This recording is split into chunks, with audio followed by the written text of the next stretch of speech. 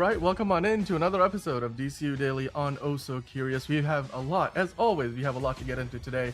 Right off the top, we're going to talk about some reviews coming in for the, Fantastic Four we're going to get into later, but we have to talk about F1 first, because before we get to F4, we have a new movie coming out that's called F1. I'm sure you guys have heard of it. It's got Brad Pitt in it, and the first reviews are out. And then we also have the first reviews for Elio. So both of those we're going to talk about. What are the people saying? What are the critics saying about the two movies? We then have to get into, of course, some DC news, a lot more Superman news. Rachel Brosnahan did a new cover shoot for Marie Claire and all about Lois Lane. So we'll get into that.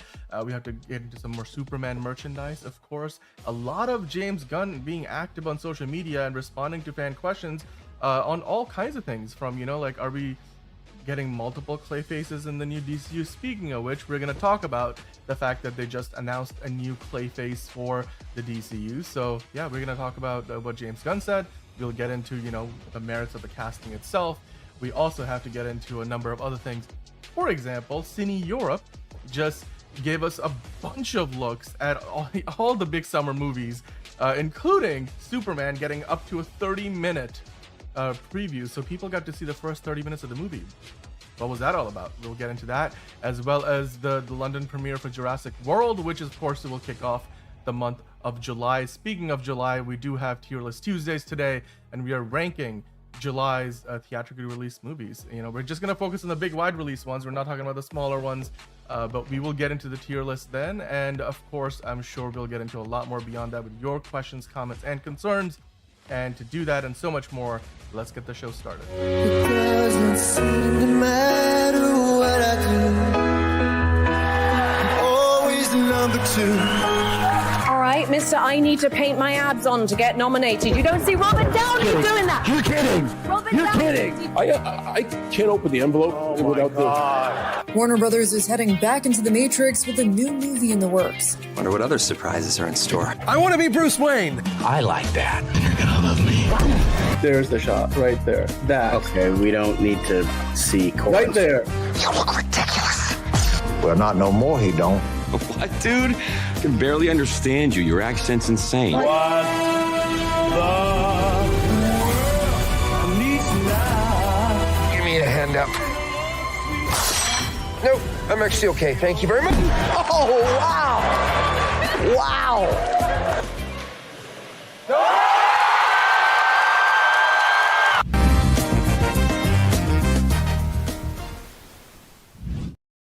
All right, in addition to everything I mentioned at the top, we've got even more, as you might expect. We're gonna take a look at the weekend box office. We have our preview numbers. What is 28 Years Later gonna make at the box office when it opens up in a few days? We'll talk about that, as well as the Warner Brothers games restructure. They are restructuring around their big IP, so we will do that and so much more. As Enterprising in the chat is telling you, fam, hit that like button while you guys are here. Thank you to everyone for stopping by. We've got Caleb in the chat, Enterprising in the chat, Man of Steel Magnolia in the chat. All of you guys, we're going to get into that, and we're going to get into your comments. We're going to get into all the topics.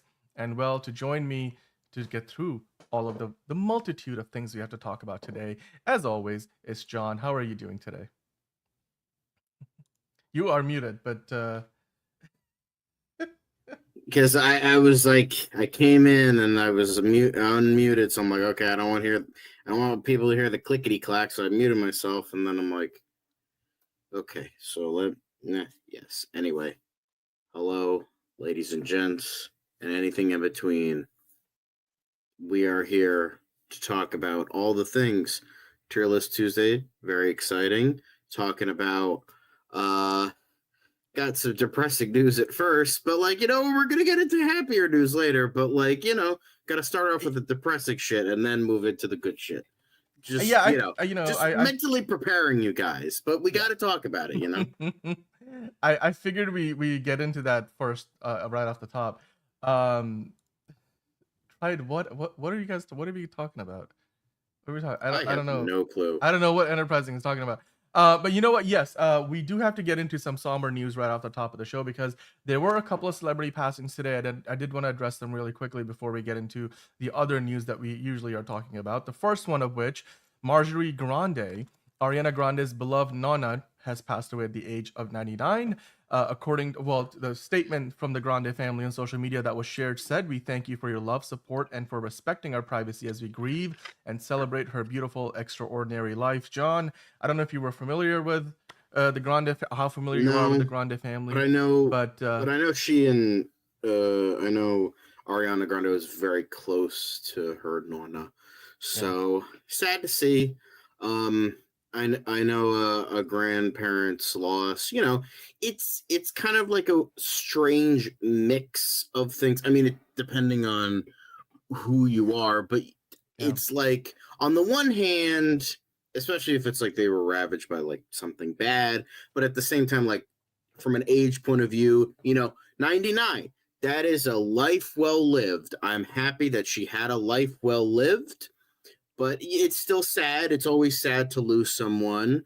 So there's like a kind of conflicting emotion, because like we never want to see anybody go. It's, you know, especially someone who inspired Ariana, who had a very close relationship with someone who became like this very popular figure. But at the same time, it's like 99. That's great to see, because it's like that almost a century of great memories that, you know, will be thrust upon into the next life. So, you know, I'm saddened to see, because, you know, from one human being to another, it's sad. I never knew the woman, I never met the woman, but, you know, always sad from one human to another to see and that. But like, I'm glad it was 99. Like, same thing we were talking about Brian Wilson the other day, 82, a guy who ravaged with problems throughout his whole life. In fact, he lived tonight to 82. That's great to see. So, it is. But, you know, still the sadness part of it, but it's bittersweet, I guess. Yeah. Well, Ariana Grande did post this photo of her nana with, you know, I guess it's a wedding photo. Her grandma and grandpa together on the wedding day, with the caption that's saying "forever." So the best from our also curious fam to the Grandes in this time of mourning. The other celebrity passing today that I wanted to get into, John, you and I have probably come. I mean, look, I don't know if either of us are the biggest fans of the Food Network, but I'm sure, regardless I watched of whether a bunch. My mom watched a bunch. Yeah, but like even if you didn't watch a ton of Food Network shows, you knew Anne Burrell, because she was not only one of the stars of the Food Network, she was one of the faces of the network and the entire franchise. And obviously at a time now when Warner Brothers Discovery is splitting itself in half, and a lot of the Discovery assets are going to get moved on to the Global Networks side of things, whereas you know, the rest of the companies will be with the studios that David Zaslav will take over. Anne Burrell was one of those stars that helped put Food Network on the map. And you know, she was, of course, the famous from The Worst Cooks in America show that she hosted. She has now passed away at the age of 55. She hosted 27 seasons of the beloved series, along with appearing in The Next Iron Chef, Chopped, and Cutthroat Kitchen, among many others. John, your thoughts on the passing of Anne Burrell? I mean, for me, again, one of the faces of Food Network and very well known across, you know, all of America and well beyond. You know, not good to hear, especially again, was only 55, so gone too soon. What do you think? Yeah, that's essentially kind of the opposite of what I was saying before. But I mean, there's also the idea of like, it's not the quantity of years, it's the quality of years. So hopefully, even though 55 isn't exactly old, but again, it's like, hopefully she did live a good life before she passed. But, you know, she brought a lot of happiness to a lot of different people on the Food Network, and obviously to her personal life as well.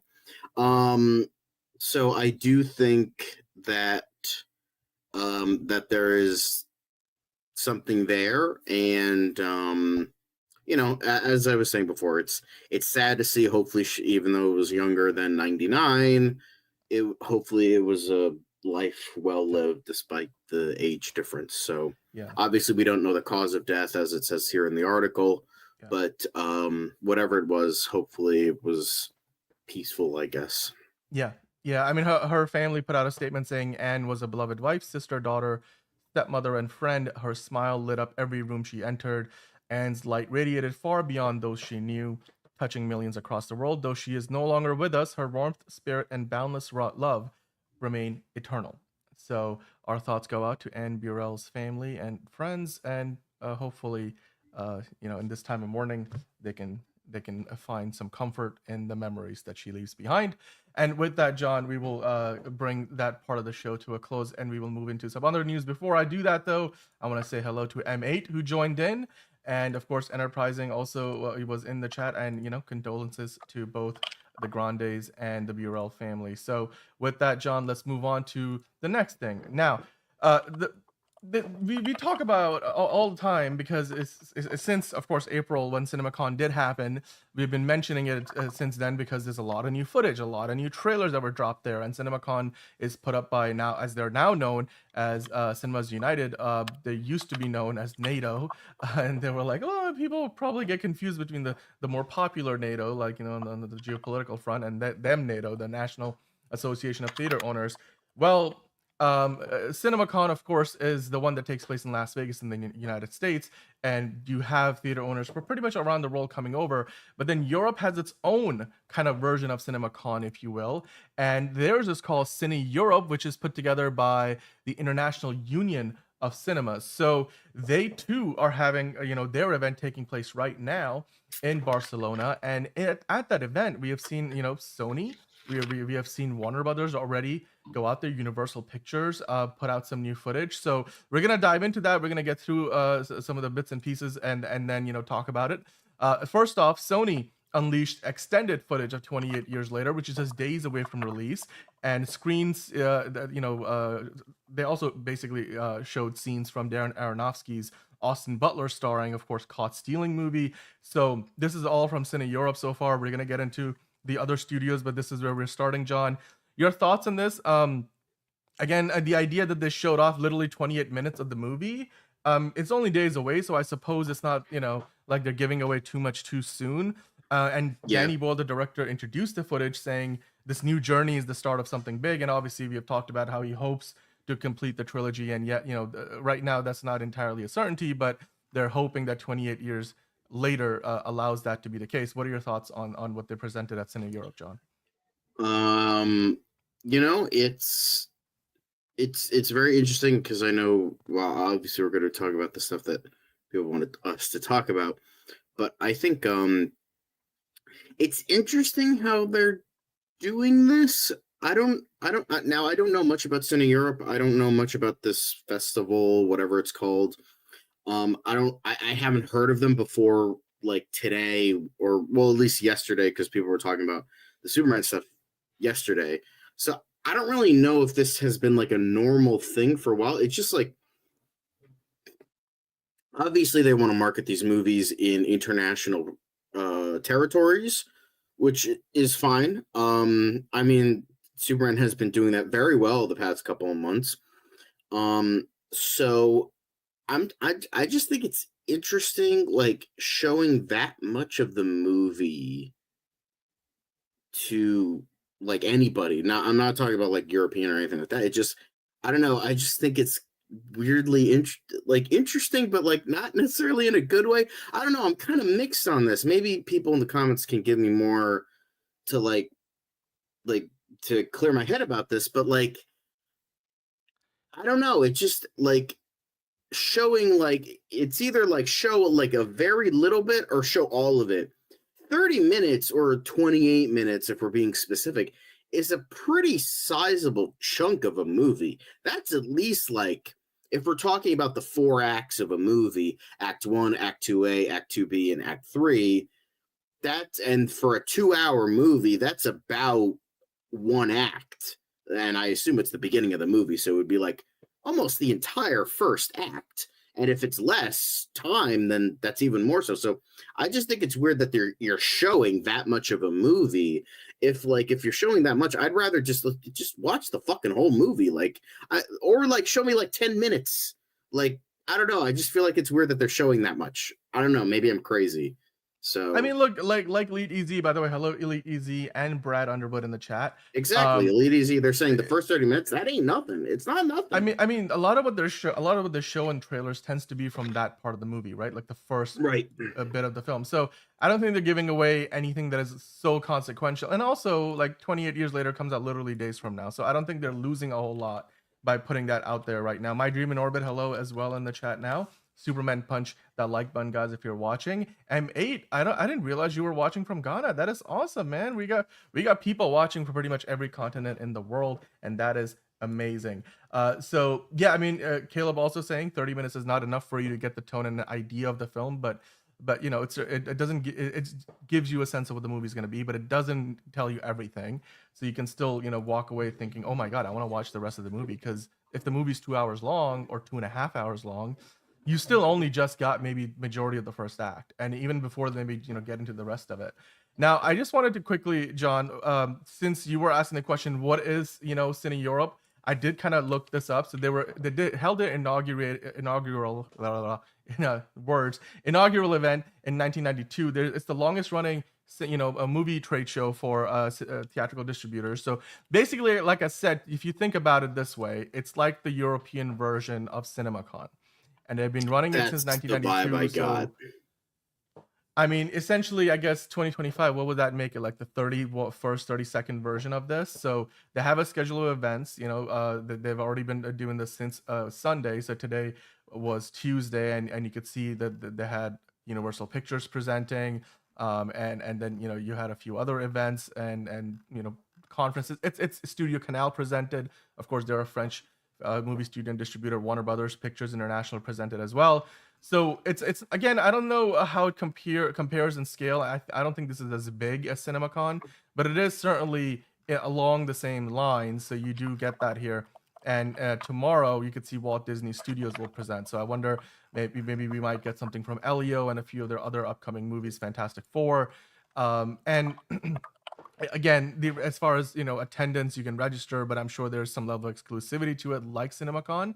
So with that in mind, let's continue the conversation, because we have a few other things that we want to get into, because not only did we get to hear from Sony, we got to hear from Universal as well. And Universal made their CineEurope presentations, and as part of that, they showed us some stuff from Jurassic World Rebirth, which is having its premiere in London today. So we'll get into that a little bit later. Wicked for Good got some clips, and they even touted Steven Spielberg's upcoming project, the UFO movie that he's working on, as well as Christopher Nolan's upcoming, of course, he's working on the Odyssey. So yeah, I mean, they already have a movie in theater right now, Universal, How to Train Your Dragon, which has crossed $200 million globally.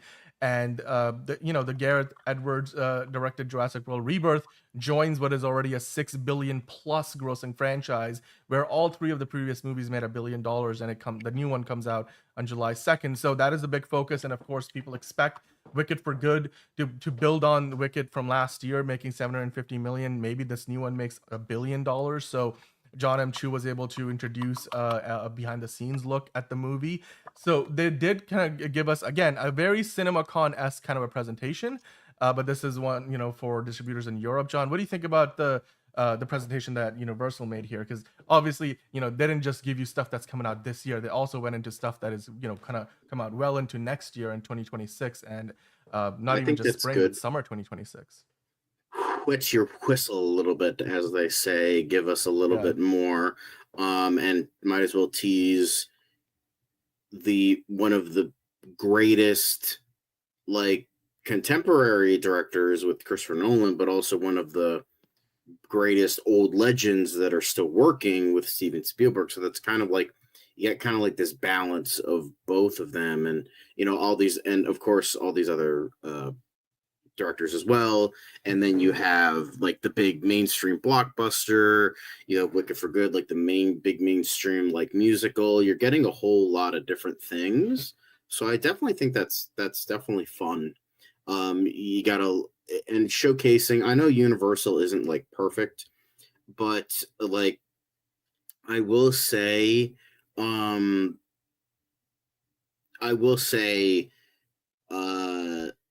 it shows that their versatility, I think that's, I'm pronouncing that right, but it's showcasing that it's not just like Universal's does have like a big franchise, but then they're kind of getting all these different demographics under their all encompassing under their like under their belt, I guess. Yeah. So I think that's really awesome. Most of those to movies see. they appeal to a variety of different audiences. It's like between not 28 years later, that was a Sony movie, but let's say The Bad Guys 2, it's an animated movie. They did give us a preview of that.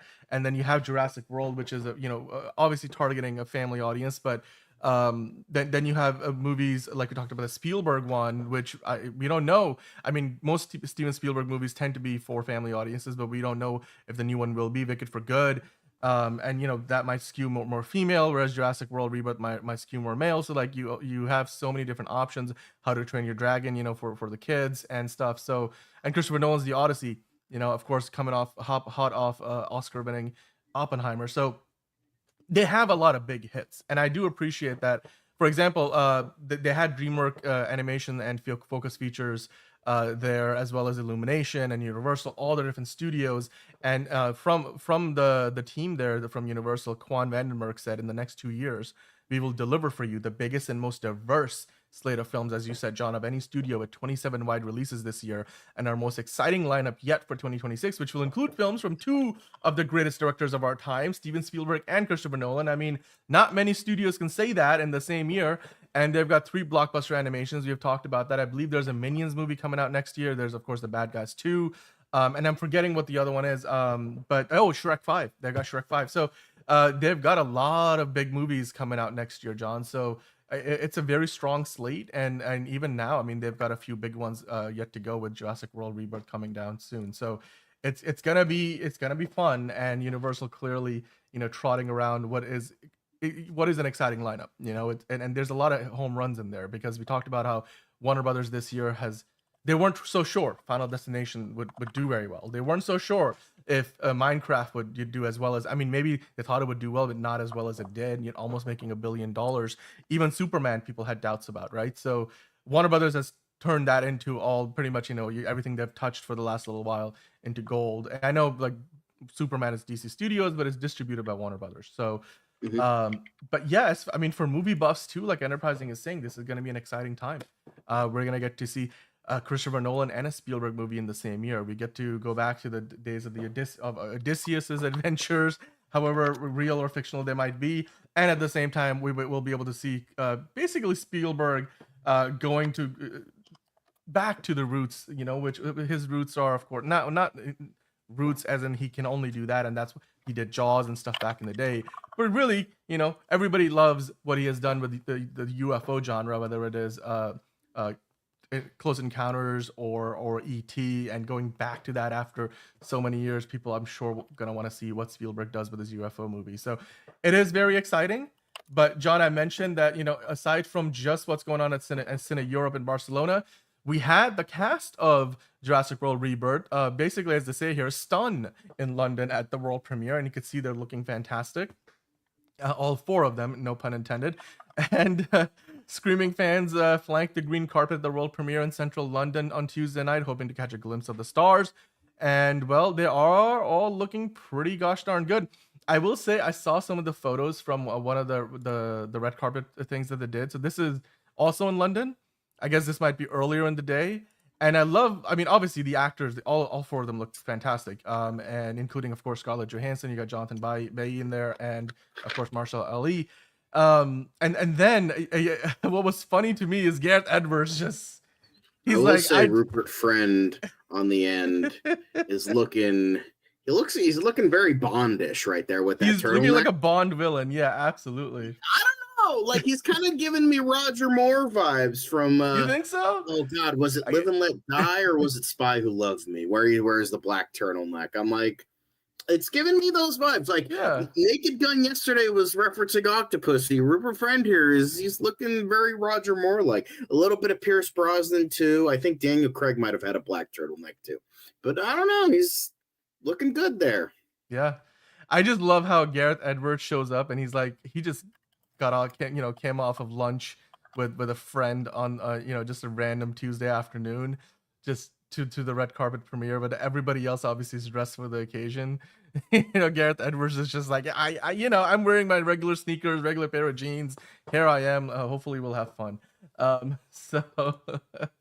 yeah, it looks nice. I will say, Steven, we are excited for the month of movies that is coming up in July. In fact, we're gonna do a tier list for them coming up soon. So don't you worry, we're gonna get into that very, very soon. But guys, let us know what you thought about all of that stuff that we just got to see from what we have at CineEurope, because we're not done even talking about CineEurope. We saved the Superman stuff for later because we want to get that to you with DCU Daily and get into a lot more detail about that. But what did you think about Sony's presentation, Universal's presentation? They're giving us up to, for like 28 years later, they gave us 28 minutes of footage.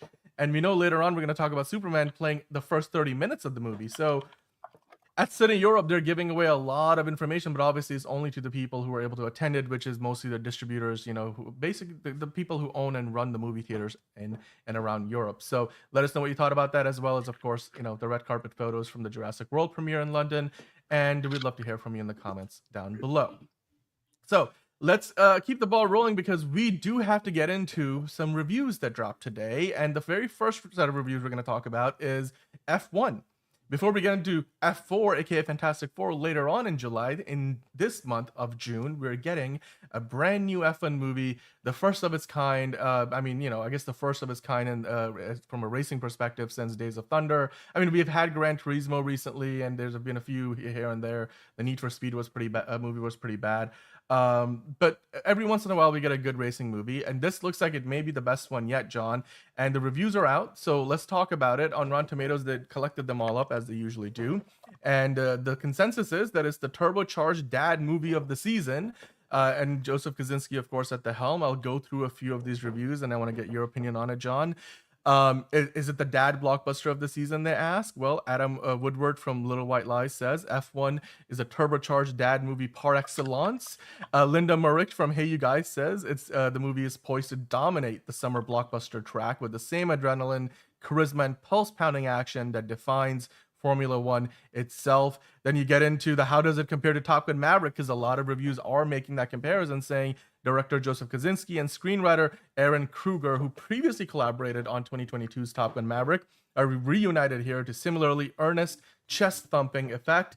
And then Slant Magazine's Jake Cole says F1 succeeds for many of the same reasons that Top Gun Maverick does, for elevating familiar material with old school filmmaking swagger. And that's something which I'm excited to hear, because again, this is Jerry Bruckheimer, this is Joseph Kaczynski, the old school approach. They're also talking about how does this movie compare to other racing movies. I didn't even mention the fact that 4v Ferrari came out recently, and Lovia Gayarki from The Hollywood Reporter is saying it's a deft addition to a sturdy lineage of motorsport flicks, from Rush and Gran Turismo to 4v Ferrari, and most recently Ferrari. This movie just adds to what is we've gotten.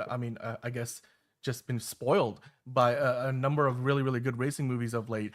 And then they're talking about how does it capture the sport, because a lot of people are wondering, this is an F1 movie, is it going to make you feel the adrenaline of the sport? Lovia, again from The Hollywood Reporter, said there are scenes in F1 that put viewers in the car so as to translate the feelings conjured by such proximity to, well, death, which is kind of intense. Jake Cole in Slant Magazine said, as they did with the aerial maneuvering in Top Gun Maverick, the director and his longtime cinematographer, Claudio Miranda, favor edge-stretching wide-angle lenses that convey the experience of G-force pressure while operating exceedingly fast vehicles. So, the reviews are fantastic. I can keep going on here forever and ever, John, but I want to get your opinion on it. So far, it looks like at least the critics that went to see it, I don't know about the people, but the critics that have seen it so far, which, the critics are people too, they seem to love it, John. What do you think about the reviews? And does that mean this movie is going to be as big of a hit as we were hoping that it would be when it comes out?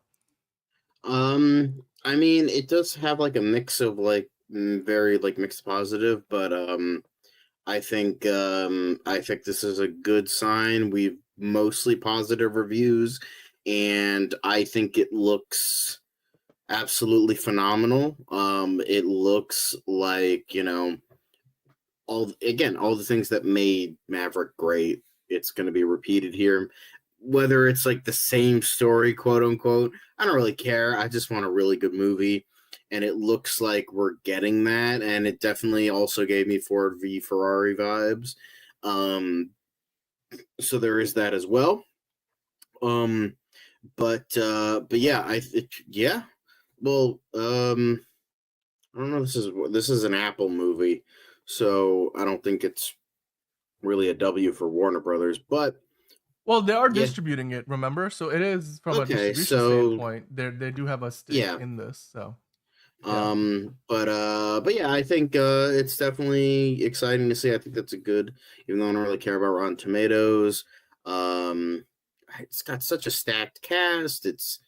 I feel like it has a lot going for it, and I'm just super excited for it. So I like, yeah. as I've said many times, like I like the director, I like the cast, I like the story. Um, and as someone who doesn't really care about racing, as long as it intrigues me, I'm okay with it. Like sometimes sports movies are just like that good. Like I don't care about boxing, but I love Rocky. I'm not a huge football guy. I love Rudy.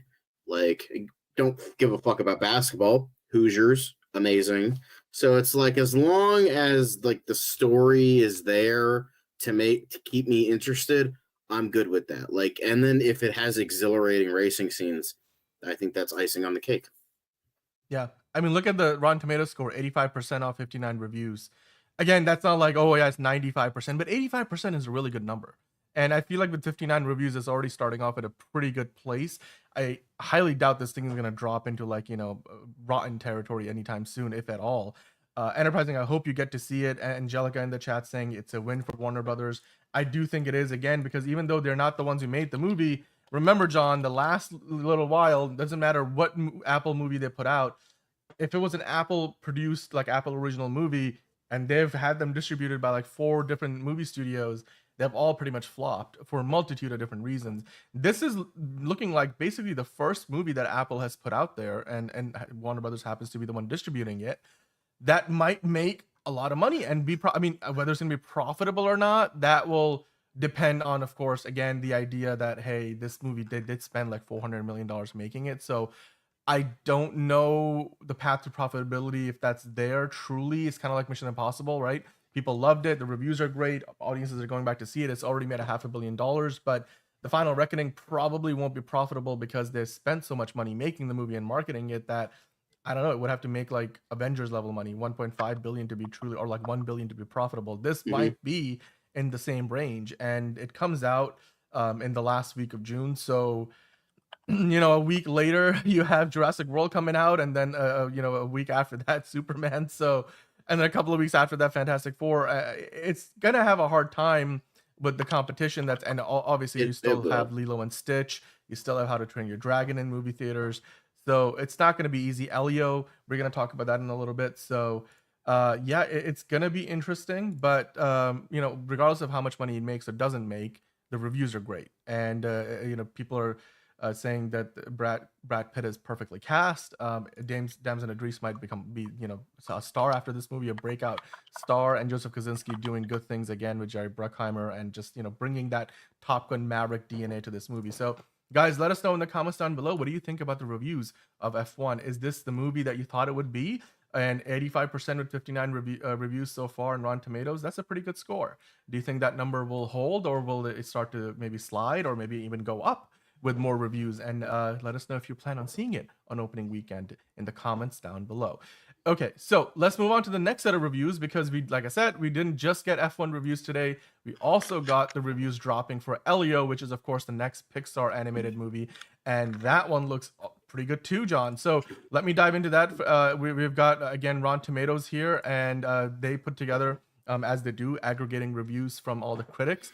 And the critics are saying that the studio's latest animated adventure is one of its best in recent memory, with colorful, inventive world building and a heartfelt message, even if it isn't necessarily an instant classic. So they do say this may not be Pixar's best work yet, but it is a winner for the whole family. Now, I'll go through a few reviews like I did with F1.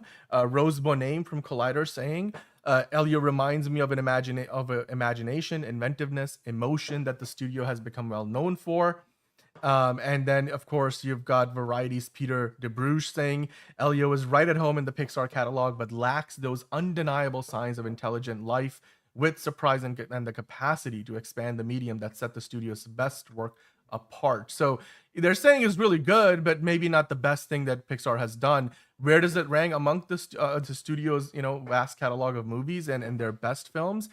Cody Derricks from Awards Watch saying, astoundingly, it's one of Pixar's best. So again, some people are saying it's really, really good. And then Jeremy Mathai from Slash Film saying at its best, Elio feels like vintage Pixar, and arguably its best original since 2017's Coco. So that's some high praise. Does it have any fresh ideas?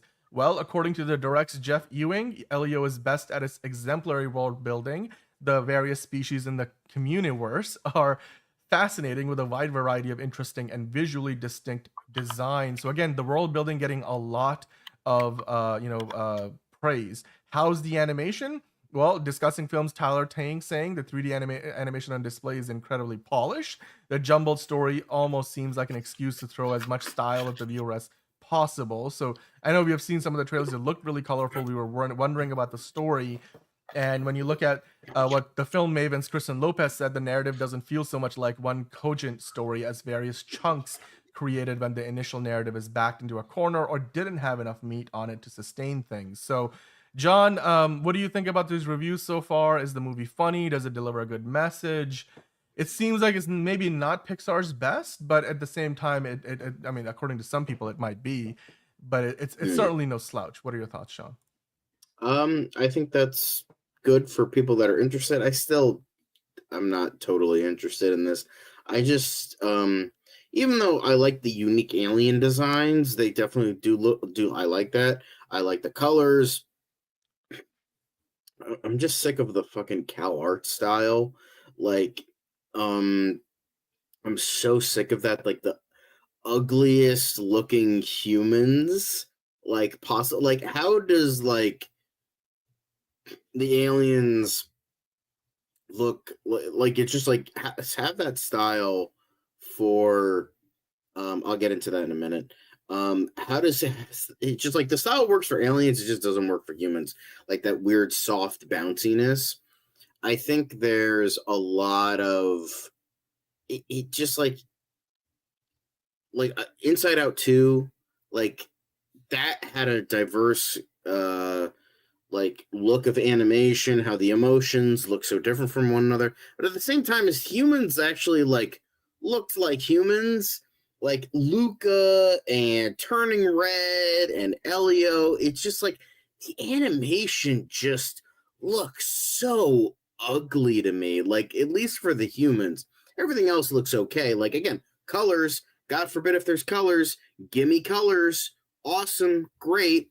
And it's just like, even that, it doesn't really, like the only time it's like actually pretty good is like Gravity Falls, but that's only because the quality of writing was so good.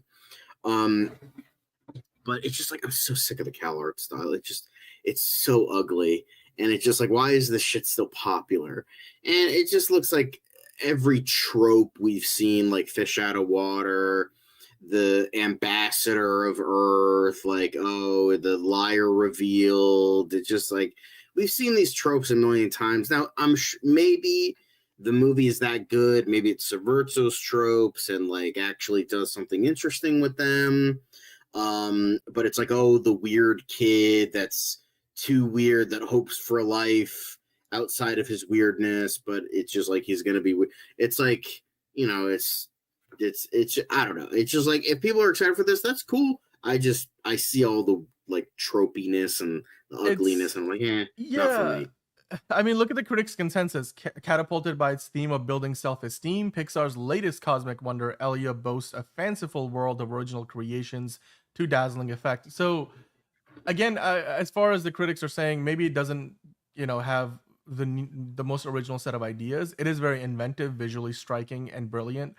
I will say though, with an 82% with 51 reviews, that's a pretty good score. It's not as high as F1, which is at 85% with even 59 reviews, so even more reviews than what we have so far for Elio. But it's Pixar. You can't ever count Pixar out truly. So just on that front, I'm just like, look, it's Pixar. I'll just wait and see how good it actually is when it comes out. So far, the critics are all for the most part saying it's pretty gosh darn good.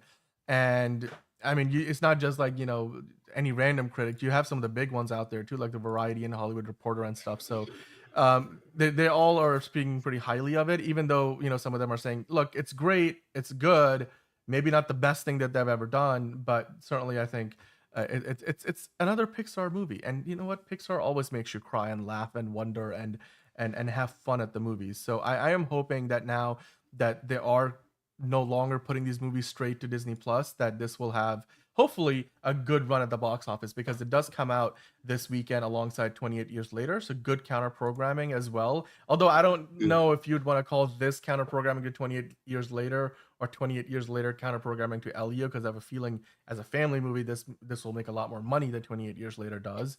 But it does have competition with How to Train Your Dragon still playing in Lilo and Stitch. So you got to see how well this fares. And yeah, we'll just have to wait and see. I mean, and these movies also, even if they don't do really well at the box office, they always do amazing on Disney Plus. So we'll just have to see how well it ultimately does. And there's so many movies out there, streaming, like Enterprising is saying. Some of these movies people might just not get to until they are out on streaming. So guys, let us know. Do you think Elio is one that will be worth watching for you at the box office, you know, in a big movie theater near you, or will you wait to see it on streaming on Disney Plus? And what do you think about the reviews that are coming out so far? Maybe not the best thing Pixar has done so far, but certainly on par with some of their best work. So let us know what you think about the first reviews out for Elio, and if you are going to go see it when it comes out in a few days time, let us know in the comments down below. Of course, we do have a lot more news to get into. The next thing we're going to dive into, though, is going to be some Superman news. I know we've got a bunch more Superman news later on in DCU Daily, but as we always do these days, we will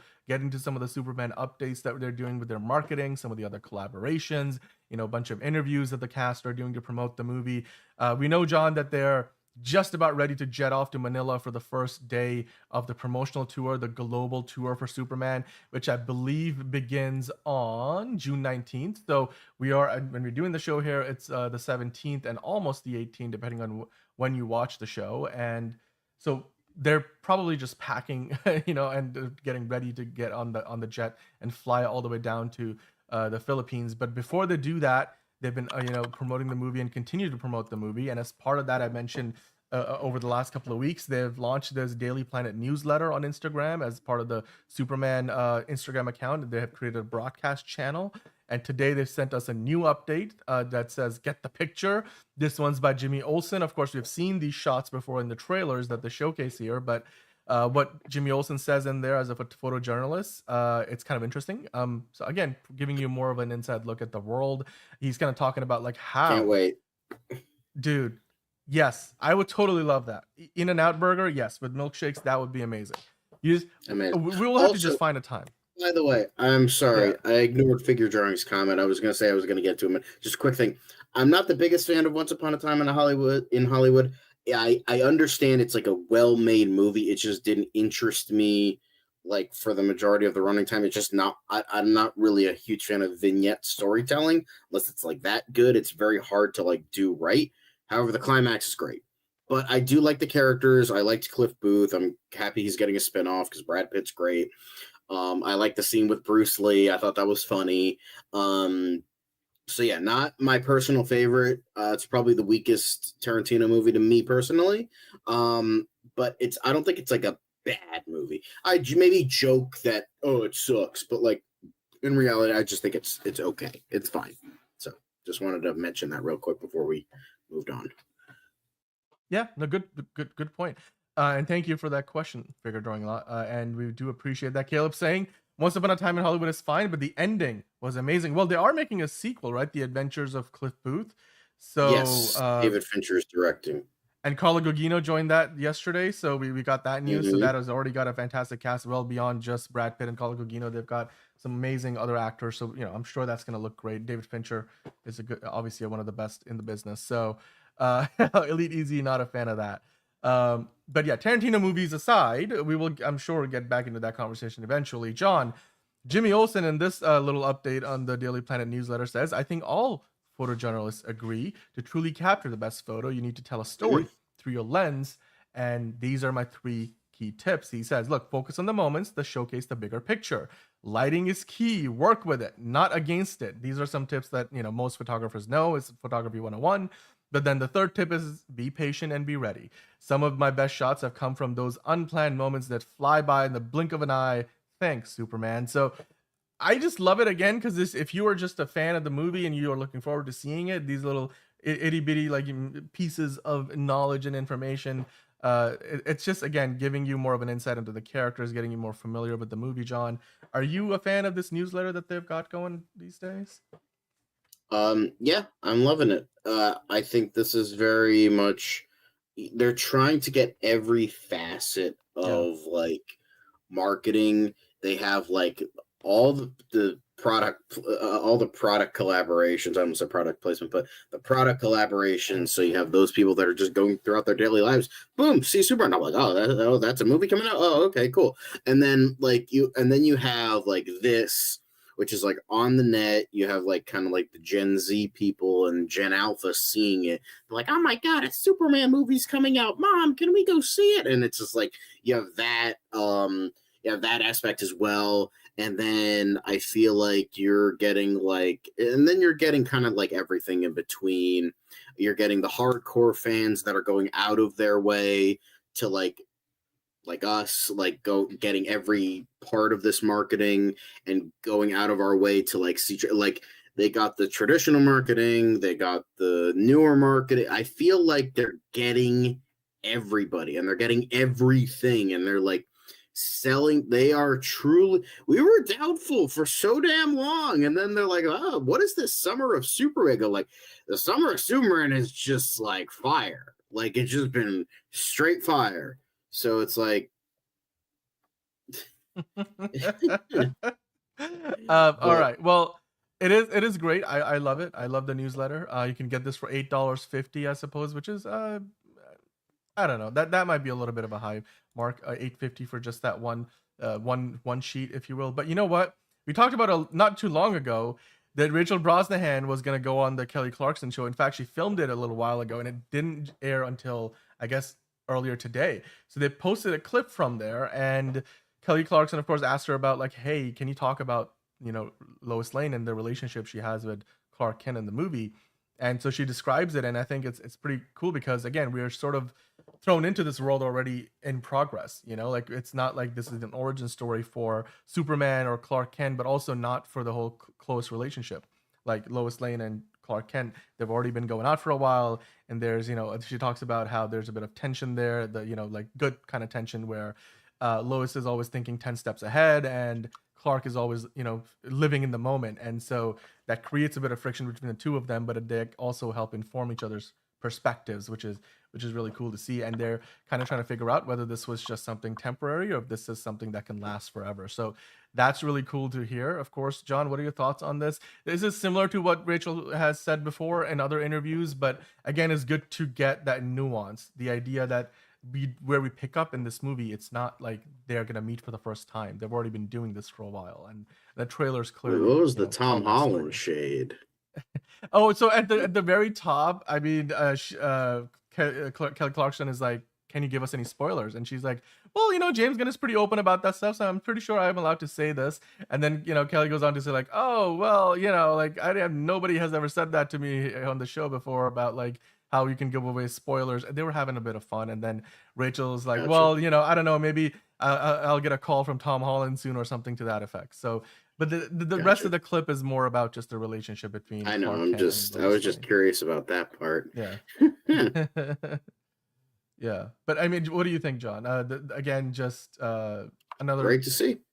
I mean, it's not, again, it's kind of what we've gotten in the past before of like where they are in the relationship, how the movie like really like goes over that fact, how it develops, the arc of it all, where it will be by the end, and moving on into the sequel. So it's like,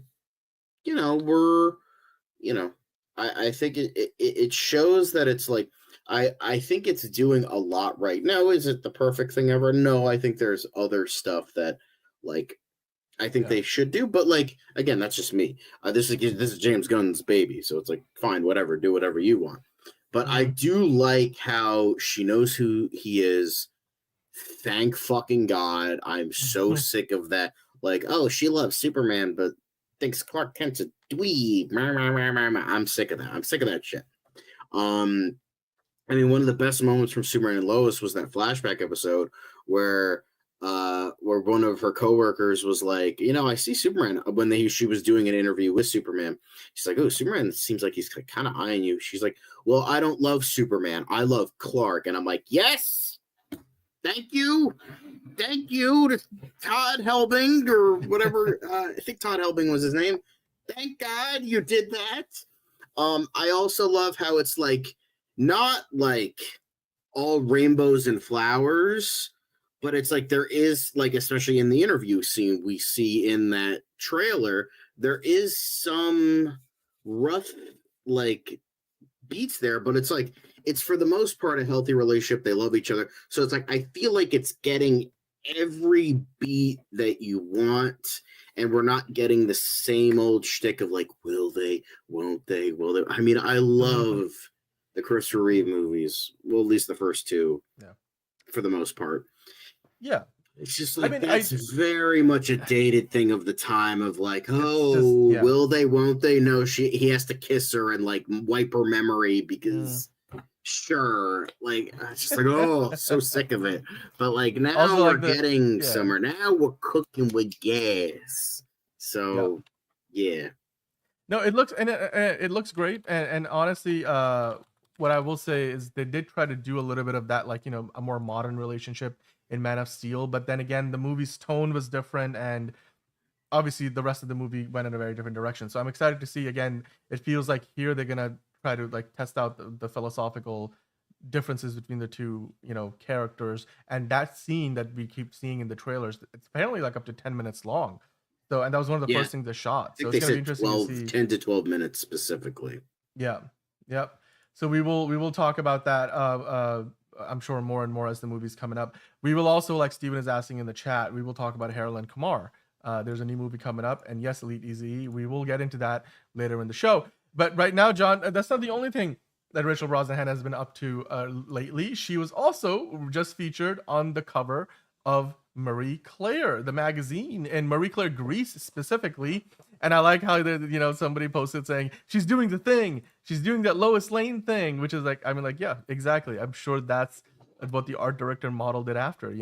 Several different appearances of Lois Lane across the comics and animation. So it looks great. I love the cover. There were actually, I believe, 2 different covers. So here we go. Rachel Brosnahan gracing the cover of Marie Claire Greece, and both covers look fantastic. John, what are your thoughts on this? Again, Rachel Brosnahan has done several magazine shoots already for the movie, and well timed. And if the movie hits the way we think it's gonna hit, this might be a career making role for her as a movie star. She's obviously been great on TV, but this could be like, now because she was the small supporting role. She had a small supporting role in The Amateur. Beyond that, I don't feel like Rachel Brosnahan. She was like not even that. That was like basically a cameo. She was in the movie for like 5 minutes. I know, yeah. Although they said it was more than a cameo anyway. Okay, Elite Easy, we get the joke. All 4 of those covers are amazing. Yeah, they are. I'm sure there's other photos from this photo shoot that are out there, but these are just the 2 covers. And this is again from Marie Claire Greece. So a great magazine shoot, and I'm sure there will be more like it to come because she's already. What was the other one that she did? I keep forgetting the name. She's done a few others, and we also saw the one that Liz was drooling over, the one with Nicholas Hoult and David Cornsweet. That was fantastic. They of course did the Entertainment Weekly one recently. So again, there's more and more of these to come, I'm sure, as the movie's coming out. Yeah, I mean, she could be in an Oscar contending movie hopefully soon. I mean, it's the right script has to come her way. Trust me, the math is mathing. Exactly, Elite Easy. I know it is for you and probably a lot of people. But anyway, and Caleb, you were a little too late to that joke. Elite Easy beat you to that. But Knockaround posted a nice collaboration with Superman, John. They're releasing some Superman themed sunglasses, so you can even get them with prescriptions on them. This looks interesting. John, what are your thoughts on the new frames from Knockaround and their Superman collab? Honestly, cool. They do look a little bit juvenile, but like I'm sure that's the idea. And it's just like, I'm like, it's the running gag of me, like, I'm buying everything for this movie. But it's just like, I think don't get me wrong, I need sunglasses, but like, I think this might be a bit much even for me. But yeah, they look great. Love it. I mean, there's different options you can get it, and you can customize it to whichever version you want. You can even get the silver logo as opposed to like the full color logo. So, and for men I and think women, that would and be you can more my even angle. It's just like get it's just a little bit prescriptions. much. Like you have the character and all that. Yes. So Yeah, Elite Easy wants to see the Batman ones. I'm sure there will be some when that movie comes out. Well, you can get the lenses to be shaded or not, depending on if you want them to be sunglasses, especially if you want them to be prescription sunglasses or not. But yeah, I mean, this looks great. I like it. I probably would go looking for it. I need a new set of pair of glasses. But John, there was also this photo from James Gunn posting about how they shot the Fortress of Solitude and the fact that they did it both, you know, in Svalbard in Norway, but also they did it on the sound stages in Atlanta, Georgia. And like this is the entrance, the big entrance we see in the trailers to the Superman Fortress of Solitude with the big S logo. Of course, Maria Gabriela de Furia and Sarah Sampaio there behind the scenes, in between probably a few different takes. It goes to show you, like, again, not the entire set. We see it seamless in the movie, but they shot it in a number of pieces, and you could see though there's still quite a bit of that is practical. That huge door is, you know, mostly practical. Like, what do you think about this photo? Again, more insight into the production process. James Gunn is giving us a bit of a look. awesome to see. Before. Love it. I think this looks great. I mean, that's kind of the vibe I got, where it was a mix of both. Because it's like there's only so much you could do in like Norway and doing that. So like, yeah, I think that's awesome. I think it looks very epic and grand, and it gives the sort of mix of epicness of that Silver Age vibe, but also got that Donner vibe, and you got that newer vibe of like, you know, the silver doors and like the big logo. So it's like it's getting a mix of everything. Yeah, absolutely. What them nanites do? Yeah. Yes, the engineer is looking more and more day by day. I feel like probably going to be one of the breakout characters from the movie. I really hope this leads to that, you know, the Authority movie just being reinstated. Just give the engineer her own film, you know. I'm really starting to like more and more what we are seeing from Maria Gabriela de Furia. This will probably be also a breakout role for her too. So with that in mind, John, I mentioned at the end of yesterday's show that Liz sent us some photos from her friends over in Omaha. You know, she went and visited one of her, I think nephews and several of her nephews and nieces to watch, was it Lilo and Stitch, I think? And then she's got some friends from her own podcast over in Illinois. And well, there is a Metropolis in Illinois, and in Metropolis, Illinois, they hold. I was thinking that exact fucking thing, Elite Easy, but I was trying so hard not to like say it. Well, Omaha. Anyway, Omaha. Okay, I get the reference, but in as I was mentioning, in not Omaha, but in Metropolis, Illinois, they do a Superman weekend, and they just held that this past weekend that went by, and they had a lot of, you know, connections to Superman, you know, these different signs and logos and celebrations across the city. You can see the Super City in Metropolis, Illinois sign, some covers on shops, and various different well, the OG cover of Action Comics as a mural. John, what are your thoughts on this? I mean, I didn't even know this was a thing until Liz sent it to me. I didn't know it was a thing. I also like the 1950s car right there. That looks really cool too. But yeah, this looks awesome. Love this. I would go. Like, what else is in fucking Illinois? Like, come on. You know, I would go to this. This seems like, you know, a whole thing about feeling super, man. I feel fantastic. So, you know, love it. Love to see it. I love the sign back there. It says giant Superman statue ahead. We'll get into that in a second. But yeah, welcome to Metropolis. Well, technically, the home of Superman is Cleveland. Yeah. Well, you know, this will be if there was a real life Metropolis, I guess this is it. Which is nice. Metropolis, Illinois, and you get a greetings from postcard on as a mural. Super museum and gift store. You can go in there and find a lot of different Superman memorabilia. You got that looks like very much a Christopher Reeve statue. You've got a lot of the animated versions, and oh my god, you got some Batman stuff in there, comics galore, postcards, stickers, standees.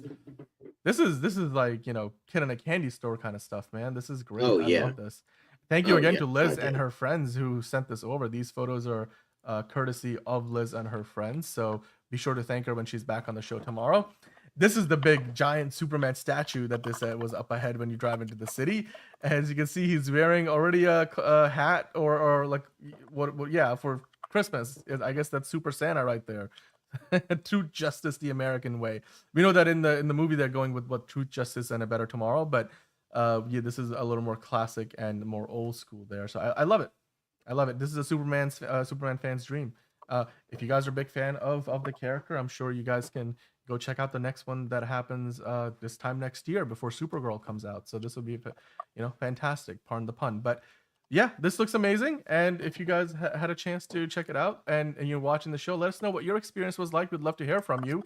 And beyond that, of course, let us know what you thought about all the other news from the world of Superman, whether it was the Marie Claire Grease photo cover shoot that Rachel Brosnahan did, the interview she did for the Kelly Clarkson show, the Superman sunglasses. Is that one that you would be interested in? Of course, more behind the scenes photos from James Gunn, as well as Superman Weekend from Metropolis, Illinois, and the latest edition of the Daily Planet newsletter. Let us know in the comments down below what you think about all of those things. In the meantime, we're going to move on to talking about some more Warner Brothers things because, of course, Warner Brothers Games recently has been doing a lot of restructuring. They killed off a few studios, they killed off a few games.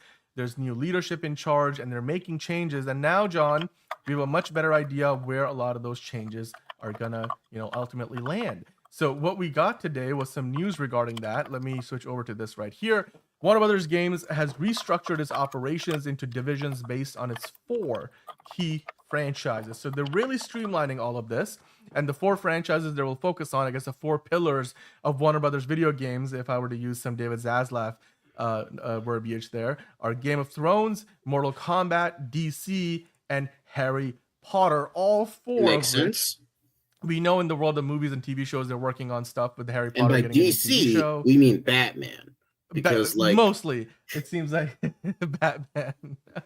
They almost had a Flash game, they almost had a Superman game, they almost had a Wonder Woman game. Right. By the way, earlier I said Truth, Justice, and the American, and the A Better Tomorrow. I think what I should have said, James Gunn is using Truth, Justice, and the Human Way in the new Superman movie marketing, which is great. But yeah, I mean, happy DC games. May the odds ever be in your favor. Enterprising says. Game of Thrones, I believe they are working on a new game. I mean, Mortal Kombat obviously is a video game franchise, got a new movie coming out. Game of Thrones has another new TV show coming out this year, and I'm sure more on development. House of the Dragon will come back for another season.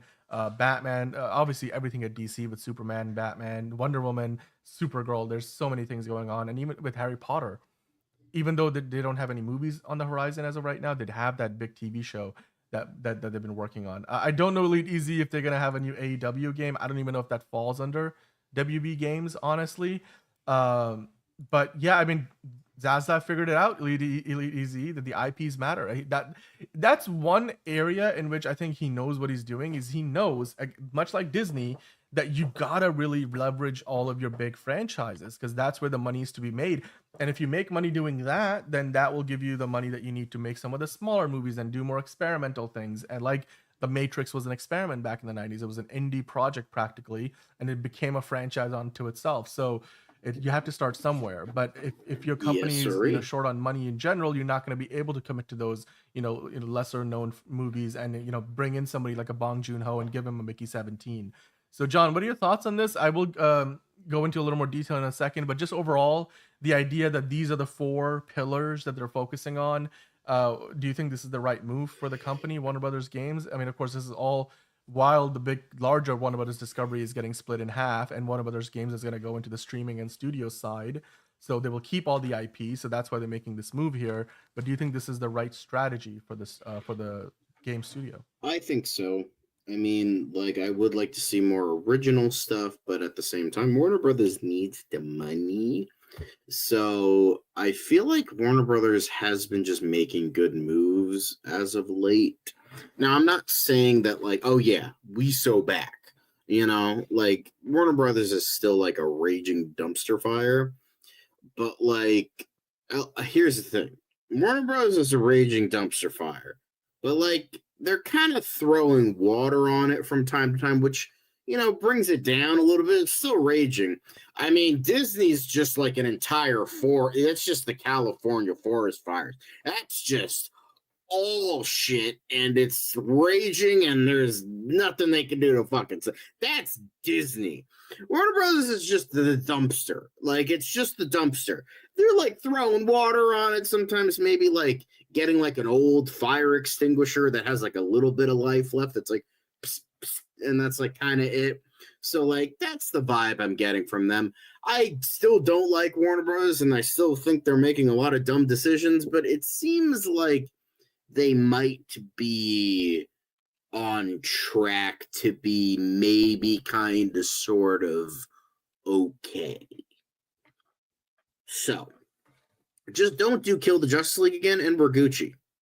All right? So just don't do that bullshit again. And we cool. Yeah. We good.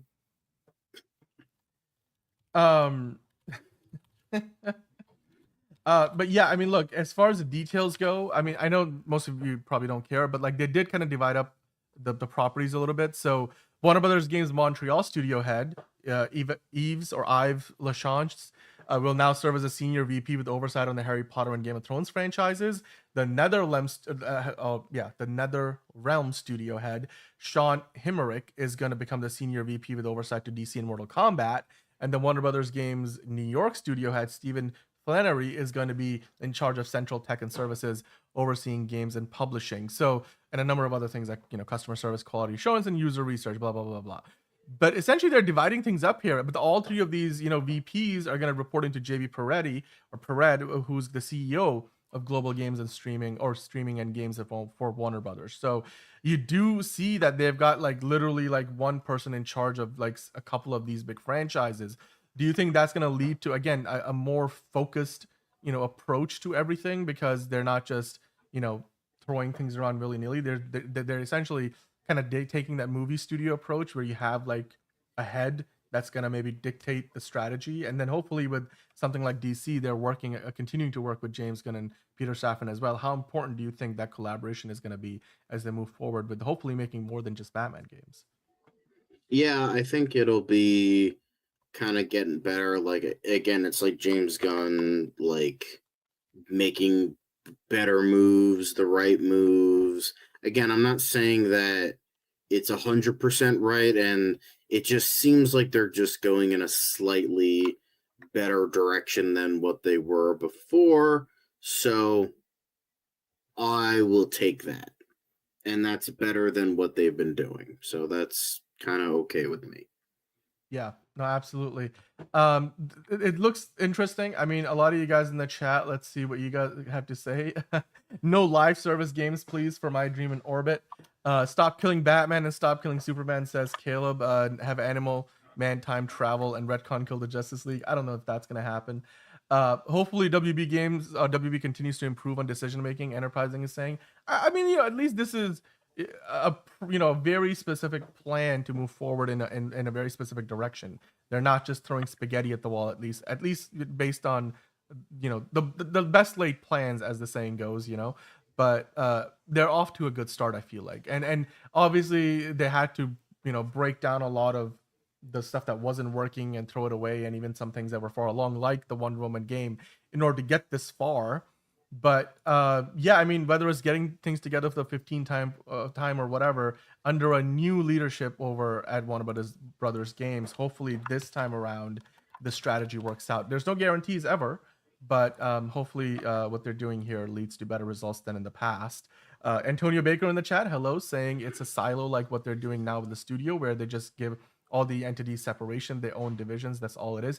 Yeah, but you know what? That could lead to, like I said, a better strategy that spoke like each of these VPs that are in charge of like a couple of these franchises, they can focus on that and maybe create a long-term plan, as opposed to just making one game and then seeing if it works, or like, having something take forever to like, come to life. And that's the kind of thing that we had issues with in the past. Like Elite Easy saying the last CEO sank them for 10 years. I'm glad they promoted from within, because they saw everything fumble made by this guy, and Gunn actually spoke to the games division to know what they were doing before. Yeah, Exactly. I think James Gunn is going to be more closely connected to this and working with them directly. He has said from day one he would like to see some, synergy between the games as well as the movies and TV shows. And whether that ends up being what Enterprising is suggesting, a God of War style Wonder Woman or Green Lantern or Aquaman game, or otherwise, I hope that this leads to good things, and including maybe a Deathstroke game. But guys, let us know what you think in the comments about the restructure that they've got going on with Warner Brothers Games. It looks like they're moving in a new direction. They're focusing on their 4 pillars of the main IP that they have, including Mortal Kombat, Game of Thrones, Harry Potter, and DC. So which games would you like to see from Warner Brothers Games moving forward? Let us know in the comments down below. We'd love to hear from you. In the meantime, we will get into some other news. Of course, this upcoming weekend, 28 Years Later comes out, as well as a couple of other movies. You have, Elio coming out from Pixar, and now we have some opening weekend projections that we want to get into, John. So let's dive into it, shall we? And what is quite interesting, because you look at these numbers, they're not all that bad. 28 Years Later, according to Deadline, is set to kick off with $56 million worldwide. Elio is set to kick off to around 50 million plus worldwide. And then, of course, How to Train Your Dragon, the live action adaptation, is still looking to be the movie that comes out on top at the domestic box office. Now, basically what that works out to is that domestically, How to Train Your Dragon is set to make roughly somewhere around or over $40 million, and 28 Years Later set to make $28 to $30 million, with Elio making just over $20 million. So worldwide, it looks like, and even domestically, How to Train Your Dragon is probably going to, be at the top spot for the weekend. Now, again, these Elio numbers, John, not quite the Inside Out 2 or some of the bigger franchises that Pixar has had, nowhere close to it, quite frankly. And it's not even going to come in second. It's looking like it's going to come in third behind How to Train Your Dragon and 28 Years Later. Are you surprised that this is the order in which they're going to probably rank out by the end of the weekend, with 28 Years Later coming at second, How to Train Your Dragon continuing to dominate at the top of the box office, with Elio debuting at third? I mean, the good thing about 28 Years Later, 56 million is like over 2/3 of the budget for that movie.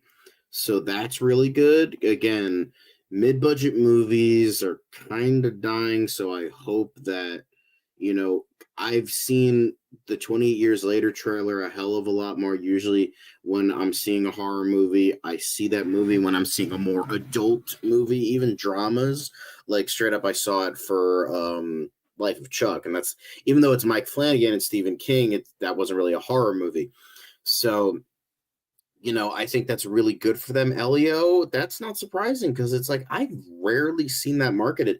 They didn't release like the second trailer or final trailer until like, what was it, like a week ago? Not even within the past week. Like, Yeah, and they I saw just that didn't market it as much, They which didn't leads me to market wonder it, if and they now it's believe gonna, in the like, movie. it's like gonna tank, because well, Yeah. not tank. 50 million is still, that's like It's about a third of the not budget of the bad. movie.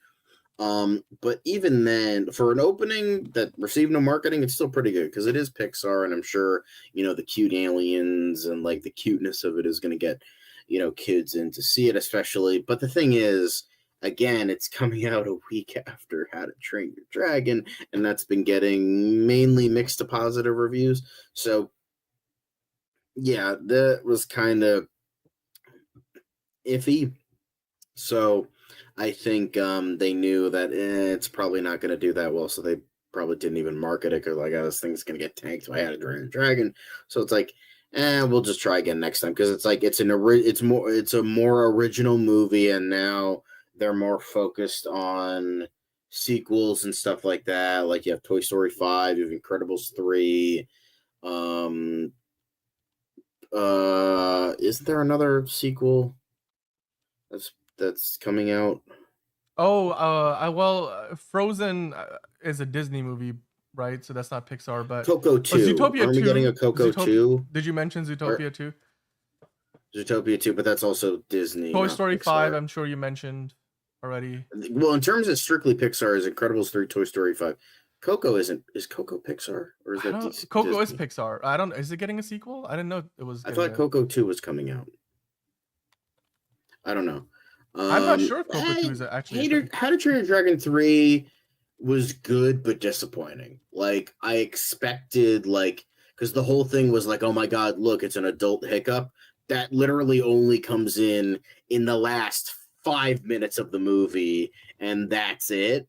So it's like, all right, cool, I guess, but like, it should have, and it could have been better.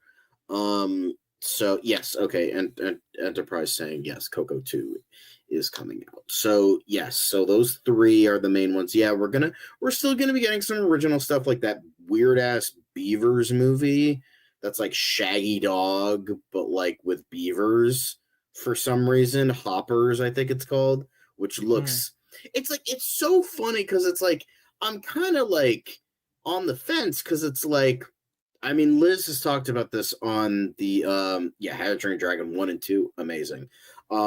Liz talked about it on the show where it's like we're going to what's familiar, but at the same time the sequels that have come out like Inside Out 2, fucking amazing ass movie. Also the animation looks way better in that concept art. Anyway, but Yeah. Inside Out 2, that was just genuinely a great movie.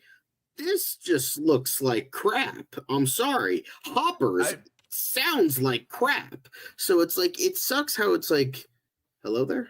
Oh, sorry, my bad. So it's like I'm on the fence. It's like I actually I know everyone says, oh, we want more original movies. They don't mean that. I do want to see more. I love both. I love franchises and I like more original movies. However, I do want to see those more original movies.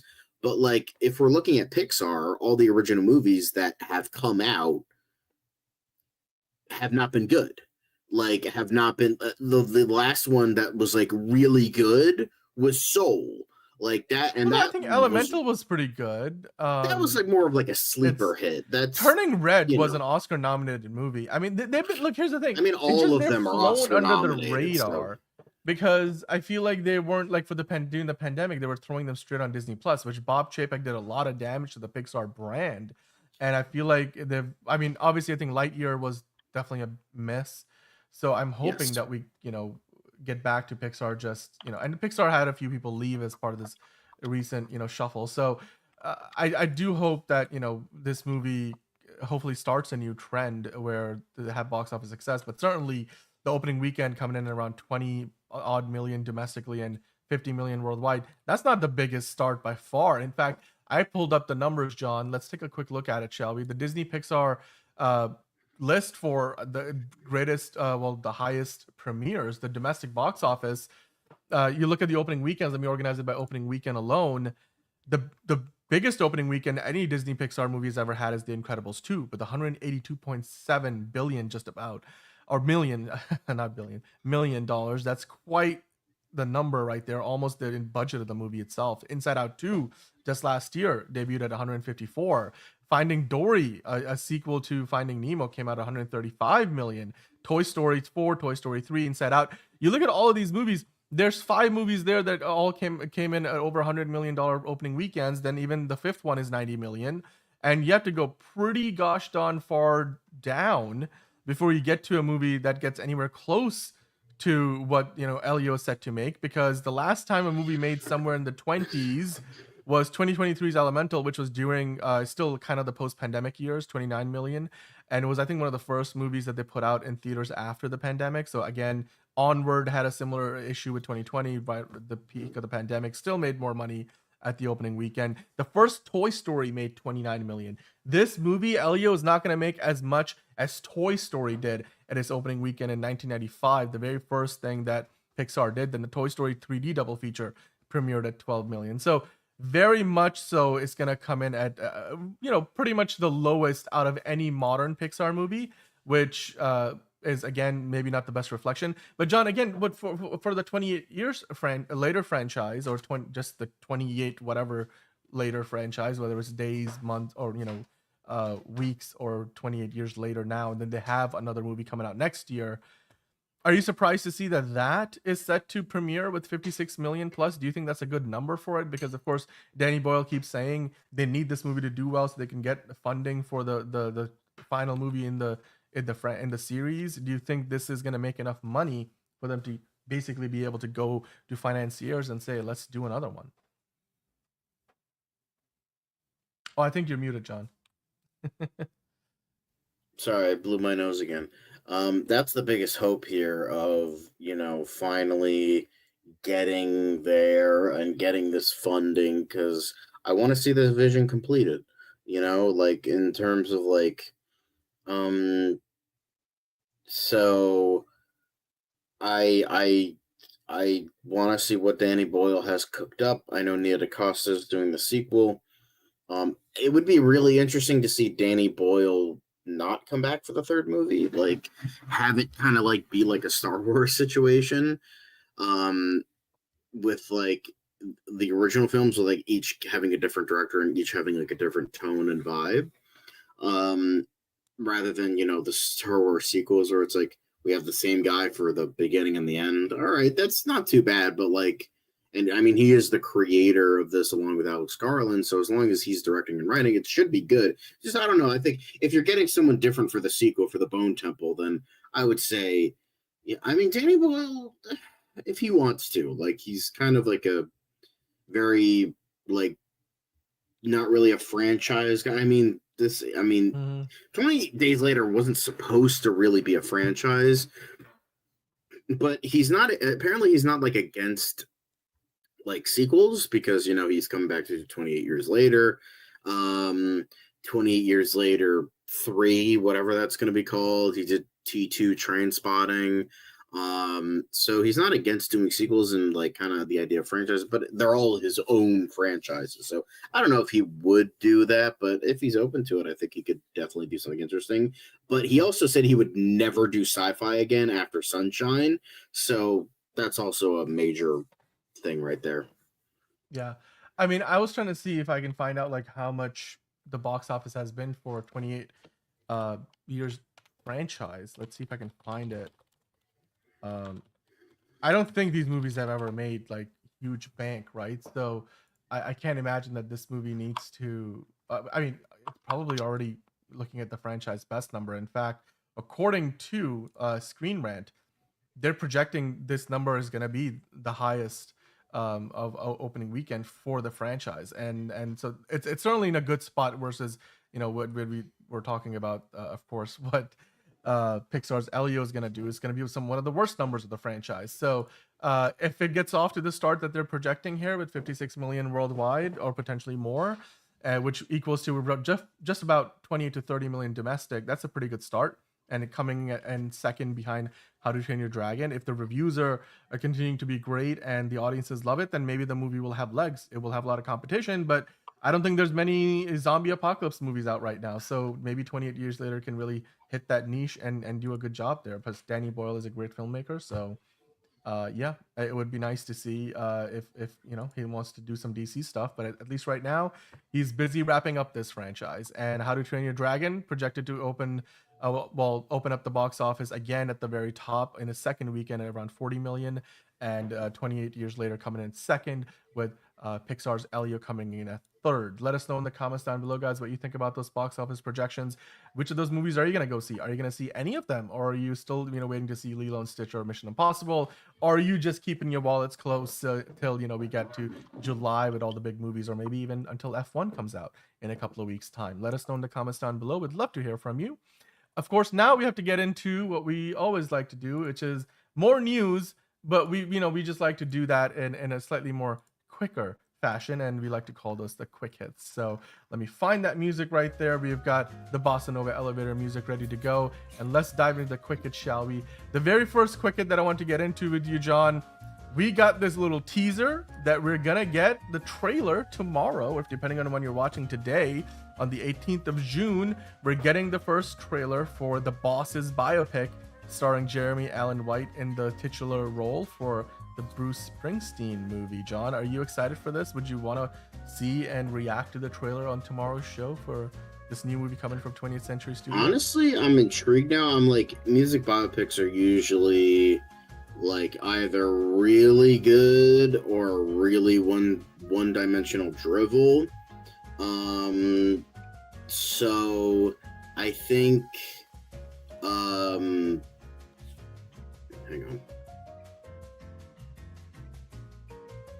I know what you're taking. There we care of. go. Good. There we go. So I think it's usually like it's like super mediocre drivel or like the best thing ever. So it's like you have like something like Love and Mercy or Rocket Man, and then or you have like Bohemian Rhapsody and Bob Marley One Love. So it's like, it's unfortunate, but like I hope this is good. I do like, I mean, Jeremy Allen White's a piece of shit, but like I think this looks intriguing, and apparently the vocals that are being sung here, obviously we can't hear them, are Jeremy Allen White. Like, if somebody didn't tell me that was Jeremy Allen White, I wouldn't have believed them, because that sounds almost exactly like Bruce Springsteen. So, and I like Bruce Springsteen. I wouldn't say I'm like a super fan of Bruce Springsteen. I like his music, like I like some of his biggest hits, like Dancing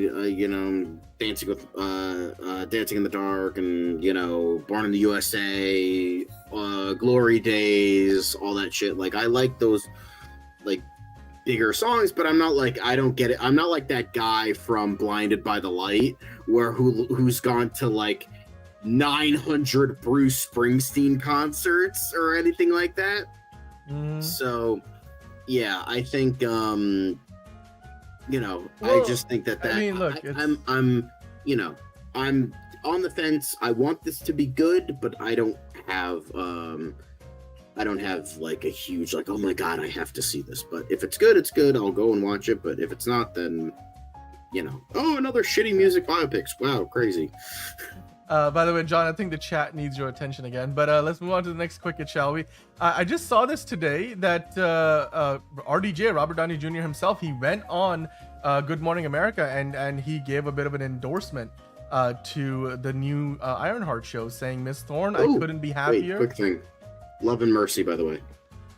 Bohemian Rhapsody for me, which I think is a pretty lame answer, but I mean, again, I have to see more. Maybe that will change, but anyway, that's RDJ was on GMA talking about how he's excited for the new Ironheart show, saying, Miss Thorne, as in Dominique Thorne, I couldn't be happier than to be seeing you bring Riri Williams to life. Iron Man loves Ironheart. John, your thoughts? Again, RDJ doing his very best to I do love that top comment. Miss Thorne, I couldn't be happier getting this $100 million check from Marvel again. My contract says you have my blessing.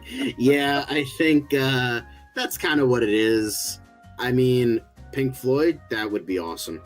But I think... I mean, they had Riri Williams on the show. Not Riri Williams, well, Dominic Thorne on the show. But it's just like, whether he's just saying it to say... It's just like, if it's genuine, he has more faith in her than Marvel does, because, we know a lot about that. Or he, or he's just saying it because Marvel is paying him to say it, because they need more people to actually pay attention to this show that nobody's going to watch. So, and I don't wish for anything to, like, tank, especially characters that are, like, deserve more representation and more intrigue. So, try not to like call the main hosts of the show losers or pedophiles, because you will be banned. So thanks for that. I hope that this is I hope that whoever watches it, they like the show. It's a great show. It's an underground hit, but I'm not holding my breath, because the trailer was not very good, and Riri Williams probably deserves better. Well, Dominique Thorne is like a bad casting. I'm just saying her as the character and the character deserve better. Figure drawing's trying to trigger I don't wish Kevin. I don't like Kevin Smith, but like I like some of his movies. Like I like Dogma, and there was another one I liked. That was pretty good, but like Dogma was good, and yeah, exactly. Oh wait, I shouldn't have put that on screen. Oops. I don't get it. This looks like, anyway, whatever's going on in the chat, John, I'd like you to take care of that. But I like that RDJ is out there promoting this, because he's the biggest. We need the views. Whatever. Well, you know what? We'll take that. Yeah, the chat is wilding today. That's definitely true. Yeah, it's definitely wild. Look, here's the thing. It's too little, too late for me. Dan, my eyes. It's a little too late for me with this, Ironheart promotion. I'm like, they're dumping it over the course of 2 weeks. So I don't get it. This stream is brought to you by Pellegrino. Just kidding. We're not sponsored. But look, we hope that the show is good and it just completely blows away all expectations. Yeah, Five actually didn't even hear Jose. We've got people showing up and doing things. Anyway, you know what? Let's talk about Diego Luna, because before Star Wars, he mentioned the only projects he'd get offered would be drug dealers, which makes, he was in Narcos, so I guess that he was getting, just kind of pigeonholed into that sort of a niche. But I'm glad. And also, Hispanic, and only Hispanics can play drug dealers according to Hollywood. So, which is sad, but that's you kind of get pigeonholed, as you said. Yeah. But I will say, I'm so glad that he's getting more opportunities. He's a great actor. I saw some of his Y Tu Mama Tambien. I thought that was a great movie. I thought he was good as Andor in Rogue One. I love his friendship with Alan Tudyk. Like, Alan Tudyk does he's a voice actor, so of course he does a really good impression of Diego Luna, and I love their stats, and it's just great. I've heard Book of Life was one of those more underrated, kind of not sleeper hits, but I heard about it, but it just I was like, oh, that's a movie that happened, but nothing crazy. But yeah, I hope I think he has, same with Adria Arjona and all the other people that were lesser, more unknowns. I hope they get a lot of great offers after this, and they don't get the Star Wars curse with Daisy Ridley and John Boyega, and he actually goes on to bigger and better things because of this. Yeah, my figure drawing is coming after you in the chat, John. But I am glad that Diego Luna is getting more opportunities. He's a fantastic, amazing actor, and I loved him in Andor, every moment of it, and I can't wait to see what else he's got coming up next, and maybe even, I don't know if he's going to come back in Star Wars again, because we have seen the story of Andor from beginning to end, but maybe he can get into some other franchise work. I'd love to see that. Now moving on to the next thing. John, just yesterday we were talking about how there was this manifesto on Reddit from one of the Snyder Cut trolls or not haters, but trolls from the world of the Snyderverse, where essentially they've been talking about how, look, you could be a fan of Zack Snyder's movies and you could still love what's coming out now with Superman. But there are some people out there, they're a very small minority, but they are, pretty vocal, and they just are like, if we can't have our Superman, you can't have yours. That's literally what the manifesto said. And James Gunn, of course, dismissed that, comment saying, him and maybe 8 of his fans, I'm sure it won't cause us much of a problem. But then, the subreddit that this was posted on the manifesto, they issued a statement saying that this wasn't something that, they would support.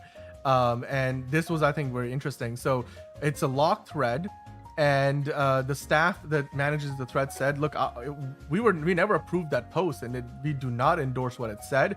This is a public sub where posts do not have to be pre-approved. The mere appearance of a post or on our subreddit does not represent any endorsement by us. Our moderators delete posts after they're made if they violate any of our policies or Reddit's policies. There was never any question that this post violated our policies, both explicitly and in spirit, and needed to be immediately removed. The post wasn't so much controversial as it was universally disapproved of. We support everyone's right to vote with their wallets by choosing to not see a movie, but we do not support any dishonesty or manipulation aimed at stopping someone else from choosing to see a movie. John, again, there was a difference between fans of Zack Snyder's movies and then the Snyder trolls. So clearly the subreddit itself distancing themselves from that post. They deleted the post and they issued a statement. Do you agree with what they're saying here? Yeah, I agree with it. I know Elite Easy doesn't agree. They think they're just biased and they're just saying that to save face. But whether they are actually meaning it or not, I think I think this was good of them to do it, because maybe if they mean it and they're saying that, then awesome. It showcases that not all Snyder fans are fucking batshit insane weirdos. So, I think, I hope they're being truthful here, because that shows, not all Zack Snyder fans are crazy. Look at this one. He's not crazy. maybe a little weird, but he's not crazy, right? Just bad taste. That's all. Wow. Okay. Thank you very much. But you know, here's what I will say. I found this fan on Facebook who I think has the right attitude. The other day. He loves Zack Snyder's 3 DC Universe films. And he's not some casual outsider. This man is a big fan of the comics and the movies. But yeah, at 12 years since Man of Steel, he's never felt ashamed, much like myself, to say that he enjoyed those movies until now, because he refuses to be associated with those people that won't let go of his vision. These are not DC fans, according to John, saying, not you, John, but the John on screen here. These are not Superman fans, he says. I'm rooting for James Gunn. I'm rooting for Superman. I'm rooting for DC. And I think we all are, right? Like I said, I enjoy those Zack Snyder movies, but I also am looking forward to the new movie from James Gunn and the entire cinematic universe. So I'm just happy that we're getting more DC films and hopefully a new cinematic universe that is bigger than even the one that we got before, and bigger and better, speaking of which. So yeah, I think this is great. This is absolutely great. Moving on to the next thing though, John, we had Steven in the chat and a couple of you guys, Elite Easy, was asking about this. There is a new Harold and Kumar movie coming out. It's getting a new sequel, as Cobra Kai creators have now inked a deal to write and direct the movie. This is an exclusive from The Hollywood Reporter. John Hurwitz, Hayden Schlossberg, hopefully I said that right, and Josh Heald will also produce the new feature for Mandate Pictures with Greg Shapiro. It looks like Harold and Kumar are going to get some burgers and buzz one more time. John, what do you think? Yeah, I think this is awesome. I only saw the first Harold and Kumar. My dad showed it to me. He's like, this is really funny. He's like one of the guys, he just sees like random movies on like cable, just like at like 2 a.m, like for years. Like he still kind of, now it's mainly TV shows, but like he would just like see these like movies that were like huge, like 5, 10, 15 years ago. And then he would just like not interested. He's like, hey, you know what? I'll just watch this movie. And then he watches, he's like, John, this is so funny. You got to watch this movie. I'm like, okay, I guess, sure. Why not? And so, it's been a while and so though. Like, and then I watch, I'm like, this is actually really funny. And since, Cobra Kai, hell yeah, let's go. So I don't know. I mean, I heard Guantanamo Bay was pretty good, and then Harold and Kumar Christmas was like fine. So hopefully that like it gets better. Like the Harold and Kumar Go to White Castle was the first one. I haven't seen most of them, so I wouldn't be able to tell. They have aged pretty well. Yeah. No, I didn't watch. I've only seen the first one. I thought the first one was really funny. Yeah. I've seen them in other stuff. They've been in these guys have been in the Star Trek movies. They've been in there was that show Designated Survivor on ABC. They've done a lot of different things. I personally am not a big fan of the franchise, so I'm not the target audience here, but it looks like there's people out there who still want to see more of them. I don't believe we have gotten one in like at least a decade or so. So hopefully the new one will be good. We do have Hunter Iggy in the chat. Hello, Hunter Iggy. And Jordan says he has seen all of them. They're pretty good. So yeah, Cal Penn was in the Designated Survivor show, so that was great. I just wanted to say hello to Hunter in the chat. Hello, Hunter. But yeah, we'll see if this movie, does well, and a new sequel in the works, guys. But hey, you know how over the weekend we were talking about the Pedro Pascal lookalike contest was happening? Apparently, we talked about the winner. This whole article is dedicated to how this man just deserves the title. And on Father's Day, they did a contest for one of America's most beloved daddies, celebrating Pedro Pascal. The lookalike competition, Pedro number 5, Brooklyn dad George Gauntas, of course, won for pretty much looking like an exact copy of Pedro Pascal. And then he ended up on The Daily Show, John. This was hilarious. I don't know if you got a chance to see this. This looks fantastic because they brought him on for a fun segment, and they even had him in the studio. I loved all the good things that are going the way of Pedro Pascal these days. He does look the part, right? Like he really does. And then of course he's got all the mannerisms down too. I don't know if he sounds like Pedro Pascal or not, but what are your thoughts? Imagine it's just like, we know what Pedro Pascal sounds like, very kind of soft. So it would be like funny if he was just like, hey, so my name is Joey Fitz and I look like Pedro Pascal. So like just like totally different vibe. I think that would be that would be great. Yeah, this is great. I love it. I love all of this Pedro Pascal love. I mean, of course, he's busy promoting Fantastic Four, but in the meantime, his lookalikes are holding it down over here in New York. So not all new actors apparently is the word for another Pirates of the Caribbean movie. Pirates of the Caribbean 6. It looks like they'll bring back some previous movies cast members and not maybe do a proper reboot. Now, of course, franchise producer Jerry Bruckheimer recently was asked about this in an interview with Screen Rant, where he was saying, we are working on a screenplay. Hopefully we'll get it right, and then we'll make it. We really want to make it, that's for sure. And then Screen Rant naturally asked, is this going to be something new or a continuation? And Bruckheimer said it will be a new take on it.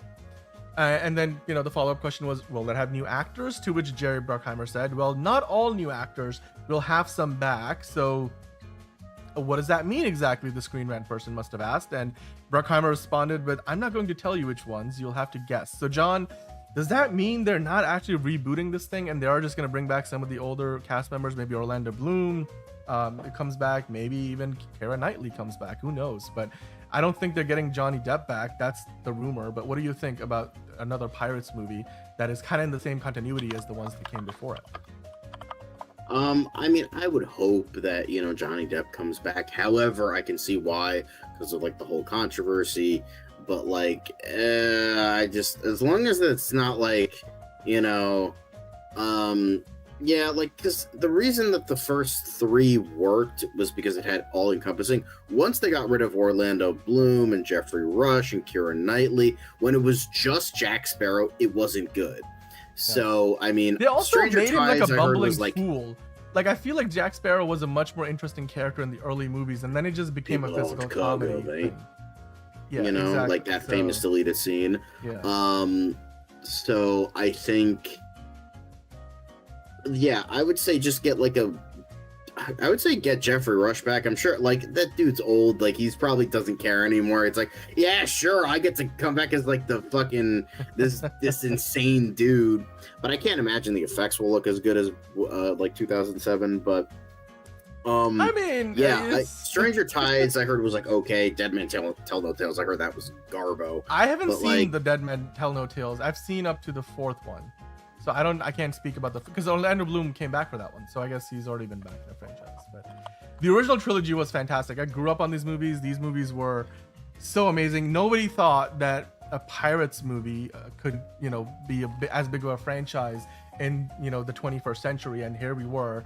They were making these amazing movies, and they were quite frankly what helped, give Disney the kind of money it needed to acquire things like, Marvel and Lucasfilm, because before they had Marvel and Lucasfilm, Pirates of the Caribbean was Disney's biggest franchise. So yeah, who knew they could turn a ride at the Disney World and Disney parks into a big movie franchise the way that, and none of the other rides have kind of been as big of a movie franchise as Pirates. So yeah, Caleb's for him, his Pirates trilogy was the Lord of the Rings equivalent to him. I mean, people loved Lord of the Rings. Some people grew up on Pirates of the Caribbean.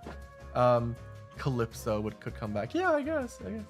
I look back at those movies fondly. So I mean, and Jerry Bruckheimer is still a fantastic world-beating producer. He's got F1 coming out soon. They're working on a Top Gun Maverick sequel. He still wants to do more Transformers movies and maybe cross them over with G.I. Joe. The guy is busy as ever, so maybe we'll get another Pirates movie. I wouldn't mind it. We'll see when it comes out. If we get any more news, maybe Johnny Depp will come back. Who knows? But Davy Jones was great too, enterprising. But Hunger Games, John, Sunrise on the Reaping has now got another cast member attached, casting Jaleel Swabi as Panache or Panache. I don't know how you pronounce that, but what do you think about this casting in the newest Hunger Games movie? I don't know who this guy is. Okay. I don't know who the actor is. I don't know who the character is because it's a character that was introduced in Sunrise on the Reaping. So I have no real thoughts on this. I'm still excited for the movie because they apparently added I think Glenn Close was another one that they recently added. Hang on, I gotta double check because my sister keeps texting me stuff oh my god, they cast this person. I believe we talked about that though. We've been talking about it. Yeah, Glenn Close and Billy Porter. So Billy Porter and Glenn Close have been recently cast as well. So they've been casting everybody, and apparently my sister, who has read, both of my sisters who have read the book, are the casting is impeccable. So I'm I'll take your word for it because you read the book. But yeah. Yeah, It's speaking gonna of be which, it's I gonna don't be a think we new talked one. about It's that. gonna be Jeff. Yeah. It's not gonna be Jeffrey Wright's character. Yeah, Billy Porter and Glenn Close joined the movie. This is from CineEurope, so there you go. That is quite the cast already.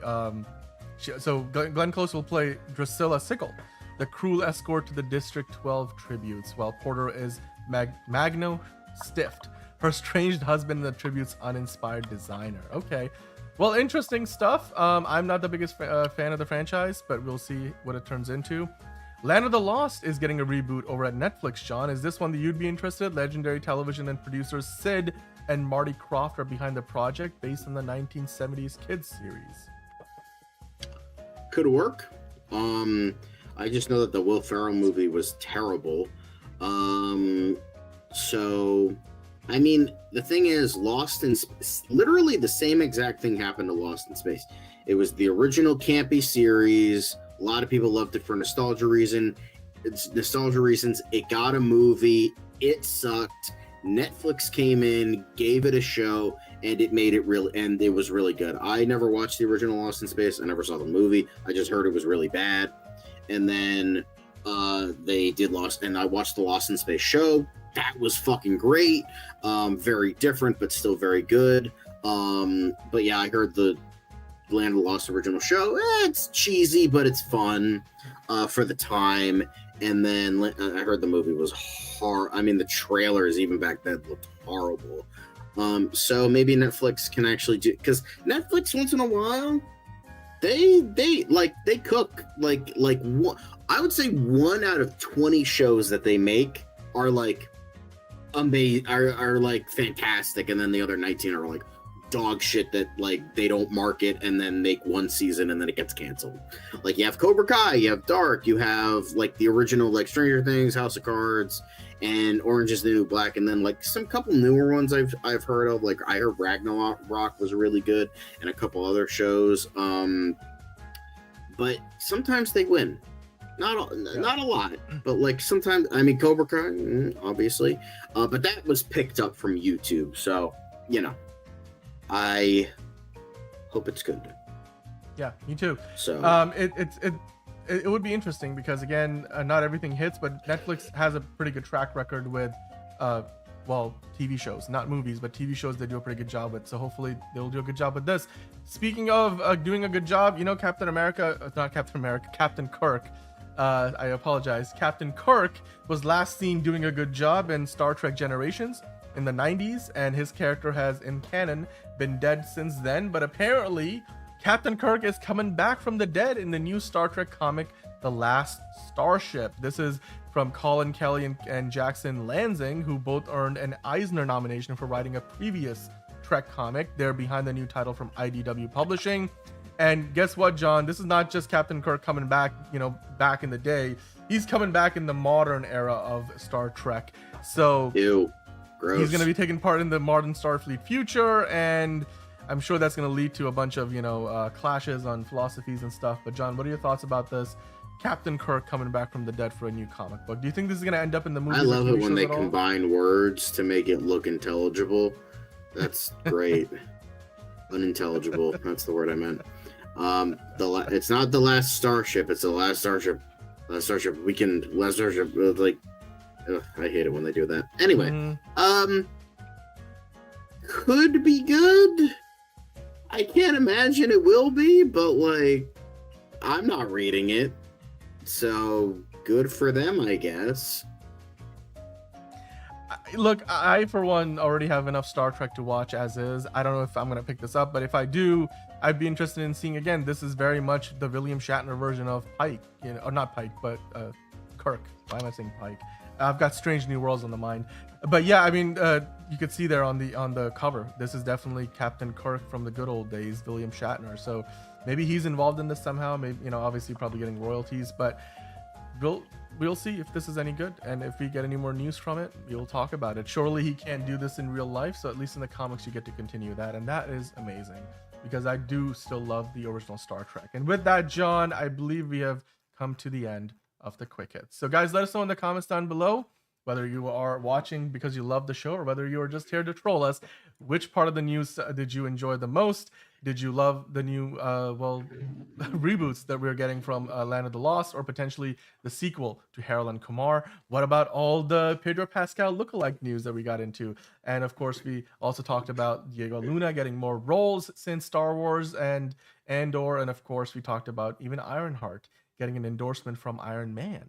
Which of those stories were your favorite? Let us know in the comments down below. In the meantime, we're gonna move on to what we do every Tuesday. And even though now, according to the time on the clock, if you're on the East Coast, it is Wednesday. Well, the show started on a Tuesday, so we're gonna do it anyway. Welcome on into another Tier List Tuesday, and today we're gonna be ranking, of course, the movies that are set to come out this July in 2025. And John, we have a number of movies picked out. Now, as it says there, in the graphic, we are ranking 2025's theatrically released movies. So we are not going to be ranking. I looked at it. I looked at the schedule. There's a lot of movies coming out in July. Some of them are going to be streaming only. So we're not going to touch the ones that are streaming, like the Old Guard 2, Happy Gilmore 2, or even Heads of State, which is like an Amazon Prime one. So nothing that is going to be coming out straight to streaming on Netflix or Amazon Prime. We're focusing strictly on theatrical releases. And even then, I chose to narrow it down on purpose to just the biggest movies that a lot of people will go see in wide release. So not movies that will be, seen in limited release or just like, smaller pictures. And that's not so because we want to discriminate against them, but we want to get into all the big movies that a lot of us will have available to us in a theater nearby. Thank you, Jordan, for all your compliments. We love that you enjoy the show, and hopefully, we will yeah, the crickets weren't so quick. Sorry, Enterprising, but we will try harder tomorrow. but John, I know you're excited about this. Which of the movies that we have on the list are you most excited to talk about and rank for the Tier List Tuesday today? Well, obviously I'm excited about the super Jurassic ones, but I'm curious about like some of the more like smaller indie movies. Also, I like this new graphic for the Tier List Tuesdays. It definitely has like a Christmassy vibe because it's green and red, but like it's better than the bright yellow. But that's just me. Anyway, but good stuff. I'm liking this. I'm liking this new vibe here. Yeah, Dylan Halls is a little bit. He doesn't look great there. Well, we do have obviously Jurassic World kicking off the month. What I want to do right now before we get into this is, as we always do, we will give you guys the link in the chat.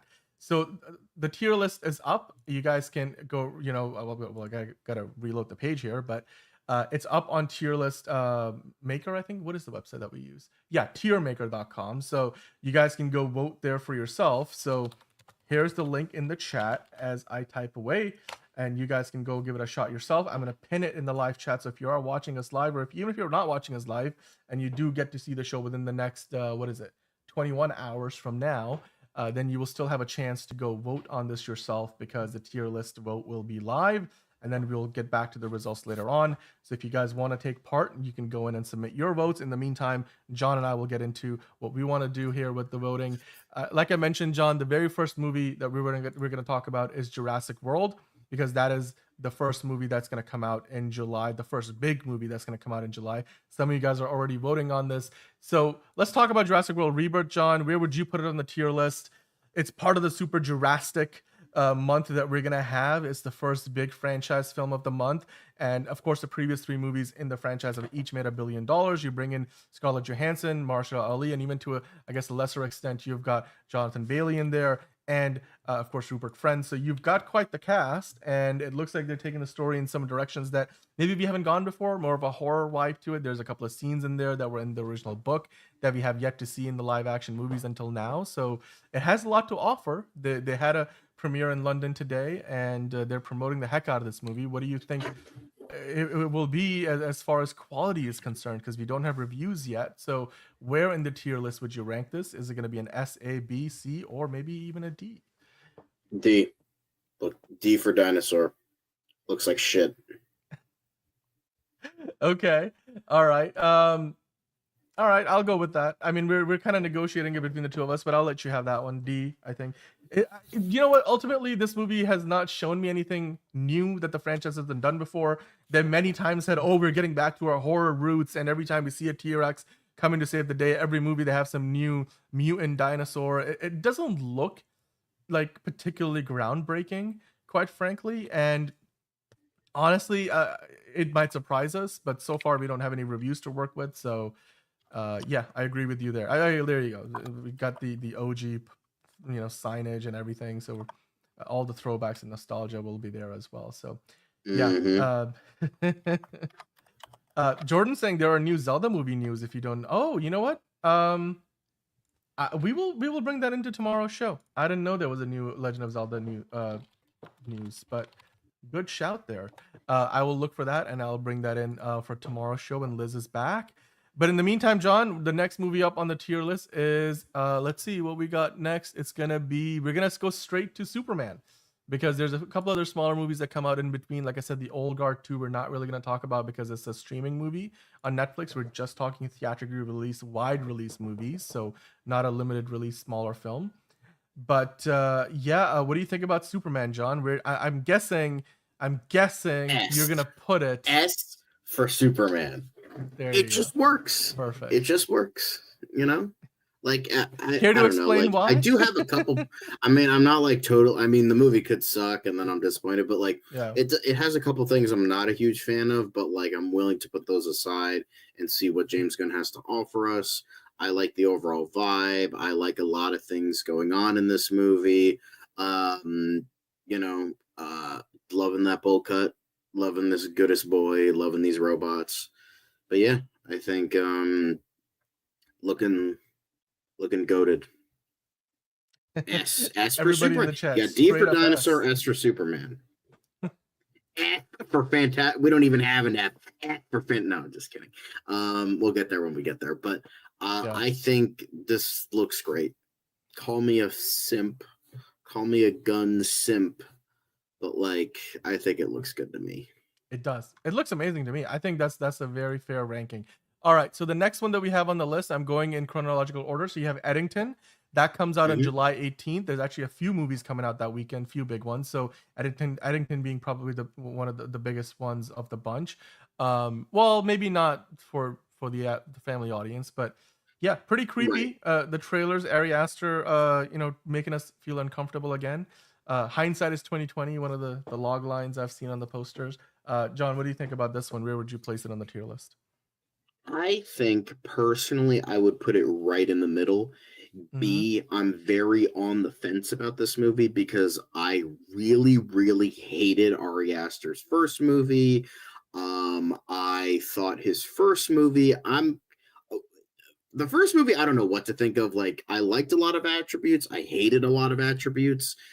And then I loved Midsummer. So, like, this, like, literally every aspect of this movie, literally every movie of his is just like, it was a on the fence, huge hit, gigantic miss. I'm not ready to totally write him away just yet.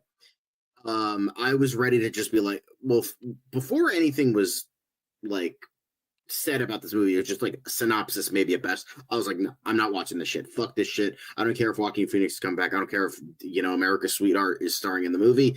Blah, blah, blah. Fuck this movie. Then I was like, then I saw the poster and I wasn't a huge fan of that. And like, okay. And then I saw the trailer and I'm like, you have my curiosity.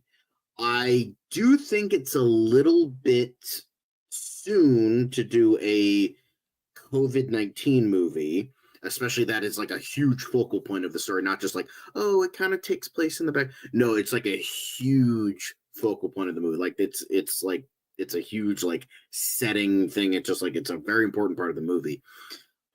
But I am intrigued with what it has to say about like us versus them, the internet side, the social media side, but also like a lot of people like doing what's right, but also doing the wrong things because of that.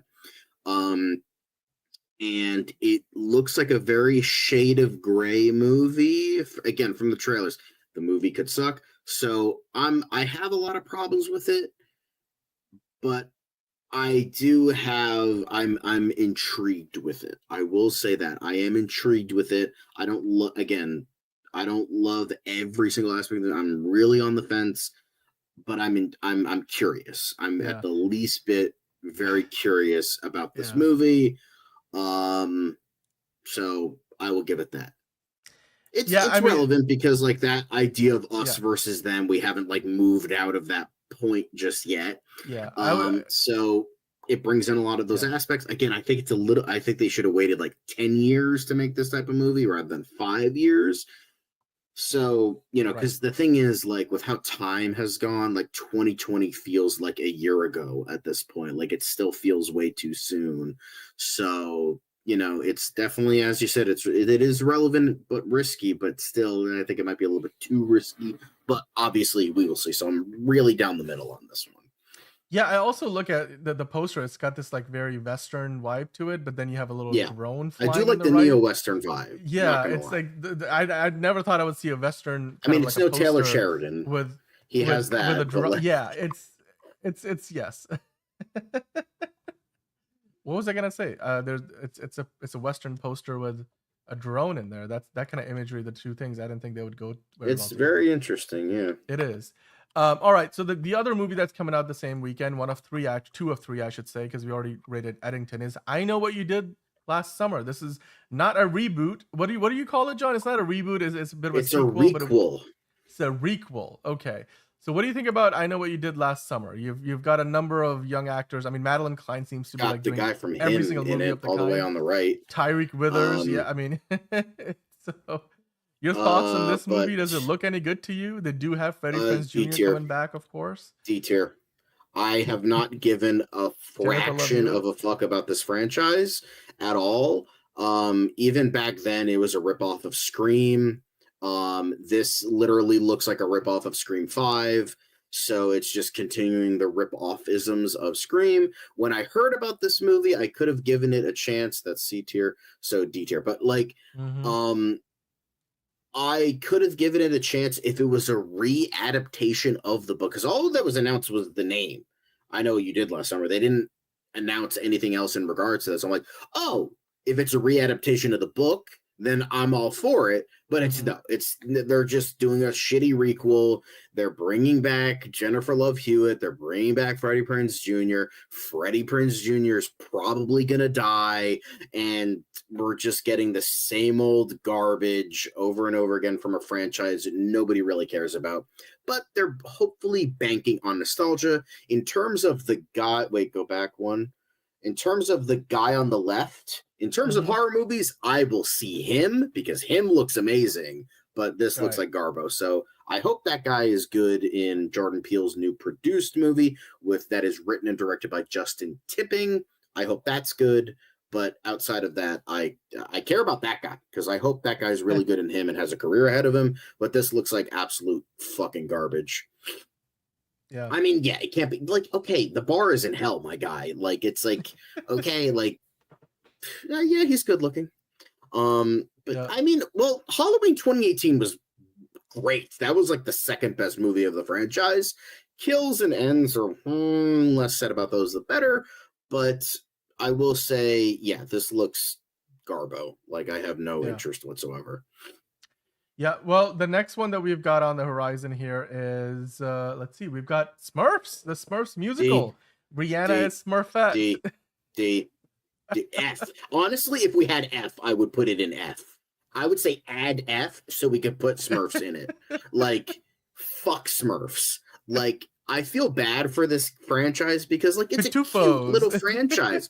But when are they going to fucking learn that the fish out of water and transporting the Smurfs into the real world is never going to fucking work? It didn't work the first time. It didn't work the second time. It's sure as shit not going to work the third time. Just leave them in Smurf Village. Have a cute little story.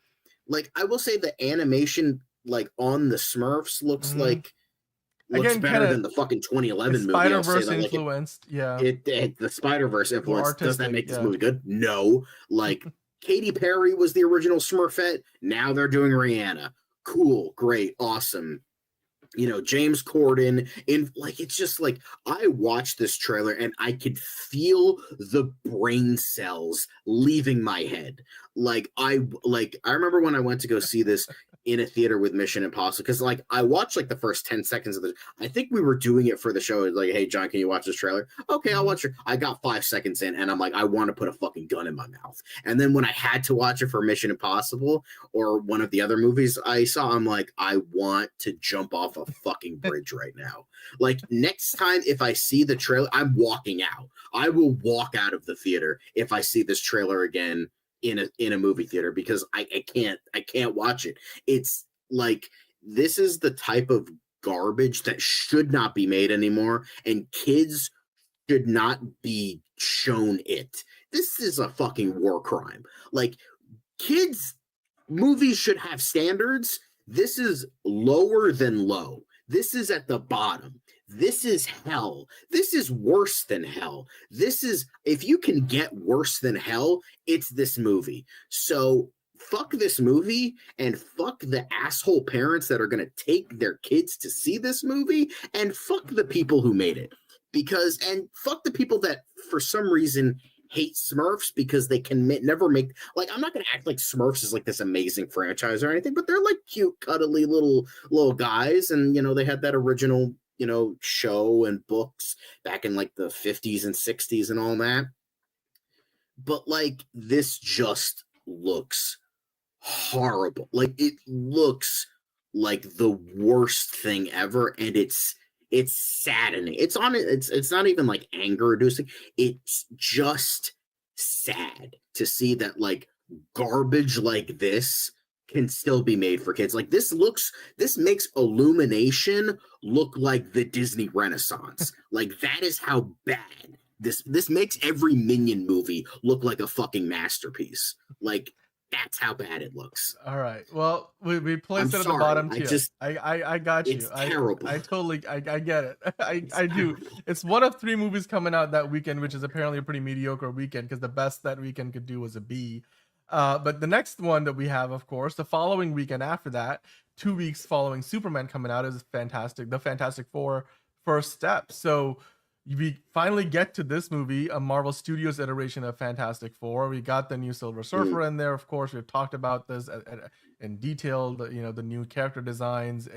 It looks like a very different take on the franchise, and hopefully, finally, one that is actually going to be very successful. And we are hoping, I mean, the projections are looking like it's going to open to well over 100 million at the box office. This movie will come out the same weekend as Happy Gilmore 2 drops on Netflix, and we won't talk about that because, again, it's a streaming movie, so we will only focus on Fantastic Four for now. I, for one, am quite excited about Happy Gilmore this. 2, I would put that in A tier. I know we're not doing that, but I'm just saying I would put that in A tier.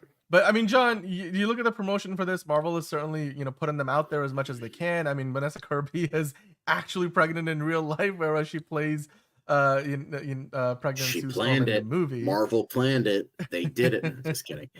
What are your thoughts on this? Pedro. Where would you put this? I just love how like dapper, like Vanessa Kirby rocking the like black and blue, like Joseph Quinn cool.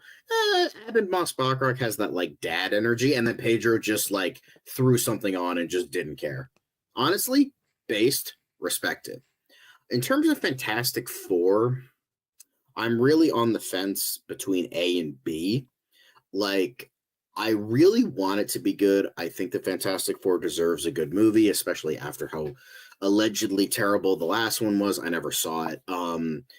So I want it to be good, but I have a lot of reservations for it. I feel like it's going to be like a generic MCU movie with a retro futurism coat of paint. That is essentially what I am expecting. I'm expecting like a solid 6 to 7 movie. Like, I'm not expecting anything great.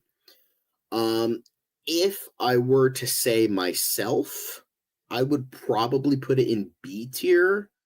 However, since I know you're probably much more excited for this movie than I am, I would put it in A tier, especially with how many people are saying put it in A tier. So I can see the excitement for it. And I want to put it in A tier, but it's just like, for me, I would put it in B tier, but for everyone here and Dan, I'll put it in A tier. I'll make the sacrifice. It's fine. Yeah. You let me have Jurassic World D tier. but Well, I'll let you yeah. have Fantastic Four. I mean, they do A have tier. a Silver Surfer in there, Frankie, and I think And they have Michael Giacchino. I finally listened to the theme today. Very good. it is amazing. Very It good. is really, really good. You should like on the biggest sound system you have. It's amazing. Quite frankly, I I got think these. so far That's all I got. I got my. What I will headphones. say is Fantastic Four's theme is actually better than Superman's theme. Quite frankly, I think it's actually better. Or from a I mean, I feel like it's a little unfair though, because they're using a lot of like what John Williams has done, and I feel like they don't have their own theme, right. so I can see that. But like John Murphy, Yeah. don't get me wrong, John Murphy, amazing composer. Michael Giacchino is the greatest working today. Without a doubt. It's not a competition. Like it's like not even close. Yeah. I mean, if it was Hans Zimmer or Danny Elfman doing it, or maybe even John Williams doing it for Superman coming back for that would be something different. But yeah, Giacchino. Yeah, Danny Elfman, who's another really tier. good one. If you were doing a tier list of composers, Giacchino would be at the S tier alongside, Hans Zimmer. No, he would be S plus. He would be S plus, and he would be the only person there. No, not Giacchino. I would put in John Williams and Hans Zimmer at that tier. I mean, if that's the highest tier. That would be the trifecta. Giacchino, Williams, and Zimmer would be. I mean, what about what's the Göransson, Ludwig Göransson, who did Black Panther and The Mandalorian? Thomas Newman is another really good one. He also did Sinners, James Newton Howard, great. Yep. Rupert Gregson Williams, he's really good. Not as did the popular, Wonder Woman but he's still music. really good. Jeff Russo is great. But anyway, John Williams is 90 plus, dude. Elite. Dan, we already have our next tier list. Let's go. Yes, James Horner also. I mean, he's passed away as well. So yes, 93 exactly. John Williams is in his 90s. He doesn't do as much anymore. He doesn't quite perform as much, but he's just still like around. knock on the coffin of like, all right, John, come in. We have another Indiana Jones. We have another Star Wars. Just like do a thing, and then you can like go back to bed. Well, John, there are 2 more movies in this list. Oh Hi comes out the same weekend as Fantastic Four does, so counter programming there. It's been in the festival circuit. I don't know how familiar you are with it, so where would you put that movie? It looks interesting. Obviously, it's gonna get overshadowed by honestly Superman for that Yankees Fantastic cap. Four. I'm putting it in D tier. No, I'm just kidding. I will say I didn't see the trailer. I Goldsmith just also, kind by of the way, looked. enterprising. Yeah. Yes, Jared Goldsmith. Oh my god, that's another S plus tier. Anyway, I looked up the synopsis and I'm like, C tier doesn't sound like the worst thing ever, but like I don't really have it. I wouldn't go out of my way to see this movie. Has a dumb title too. It just kind of looks like another generic kind of rom-com, like not rom-com, like the ones that are like technically fall into the place of a rom-com, but are like trying to subvert expectations. Like, oh, they're already together, but he wants to break up because it's not a serious relationship. So, Howard Shore is another great one, by the way. But yeah, this just looks middle of the road. Yeah, C tier. Like it doesn't look bad, but it's just like I'm not the audience. I am clearly not the audience for this movie. So together, S tier. S tier. Care to explain why you would say together with S tier? I love body horror. David Cronenberg is a genius, yes, but he shouldn't. This will, by the way, I will say just before you get into it, July 30th is when this comes out. It wraps up the month before the following week, or not the following week, but August 1st. Yeah, it was supposed to come out like August 8th or something, but then it got pushed. Technically, this comes out the same weekend as The Bad Guys 2, but that will be the Friday, August 1st, and The Naked Gun. So The Naked Gun and The Bad Guys 2 come out the same weekend, but this movie is releasing on the Wednesday of July 30th, so it's still technically a July release, which is why we did not include Naked Gun or The Bad Guys 2, but we did include this. So John, again, sorry, go ahead, what you were saying about together. Yes, S tier. I know there's the whole controversy. If we're ignoring the controversy, S tier, because I love David Cronenberg. He shouldn't have a monopoly on body horror. Like, love the man, but I feel like it's just like the trailer, like Happy Together by the Turtles, like that was a great move. I think it's nailing the fucking grossness, the atmosphere, and but also like it gives us a twinge of comedy. Nice, Hamlet. Was it Hamlet or was it something else with the skull? It's Hamlet, right? Where he's like talking to the skull. Yeah. Anyway, but I mean, Dave Franco, yes, cinematography's on point. I think that was an amazing trailer. I think, you know, you had The Substance last year with Coralie Fargiat, and I think she did a great job with that. This movie, I hope it still gets released with all the controversy and like lawsuits and stuff like that. I think Alison Brie is like on the track to like become like this like nonstop indie. She's in the new like, He-Man movie, does you know, like weird risky shit. And then Dave Franco, the good one who doesn't sell pictures to minors. But so Dave Franco, I think he's underrated. Like I know he was like the guy Frankie, in that like lawsuit is shitty ongoing. frat boy comedy movies for the longest time. But like now I feel like he's turning it around. He's doing weirder, riskier movies like this. And I'm a sucker for body horror, like good body horror. I'm a sucker for it. Like I know Ugly Stepsister is another one this year that was like apparently really good. So yeah, I'm super excited for this. I'm putting in S tier. It's knocking all the stuff that I want to see in a movie, in a horror movie, and possibly a horror comedy, I think, because it's kind of getting those comedy vibes. Looks great. Love to see it. And I know controversy. I don't give a fuck as long as it's great. Yeah. Well, we have the list. So this is our tier list, ranking July 2025's theatrically released movies. Again, not doing any limited release films, not doing the smaller movies that won't be playing across the country or the most theaters around the world where most of us can see it. So that it leaves us with just 8 movies. So again, not like Happy Gilmore 2, The Old Guard 2, Heads of State, like these streaming movies either. But with that said, the 8 movies that we ranked, John, you put Superman and Together in the S tier. S stands for Superman, and you got Fantastic Four in the A tier, the only movie in the A tier. And then the only movie in the B tier is Eddington, the new Ari Aster movie with, of course, Joaquin Phoenix and Pedro Pascal. We have C tier with Oh Hi, which seems like a movie that a lot of people are not necessarily even aware of. And in the D tier, you've got 3 movies. Of course, Jurassic World Rebirth, that will kick off the month of July. Then I Know What You Did Last Summer, as well as Smurfs, both coming out the same weekend alongside Eddington, all ending up in the D tier. So that's your tier list.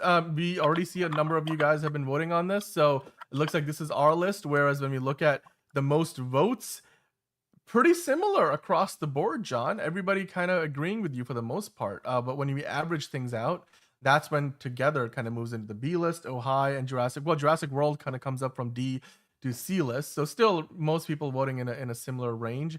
It looks like nobody voted for Superman any less than the S tier, and one person voted for Fantastic Four in the S tier, one in the B tier. Then you got Eddington, pretty much B's across the board, B's and C's. Together getting a couple of S votes, and then a lot of C and D's. Jurassic World getting as high as an A, so that's an even split between A and D. So there's fan base for that franchise still. And then you have Oh Hi, firmly in the C's and D's.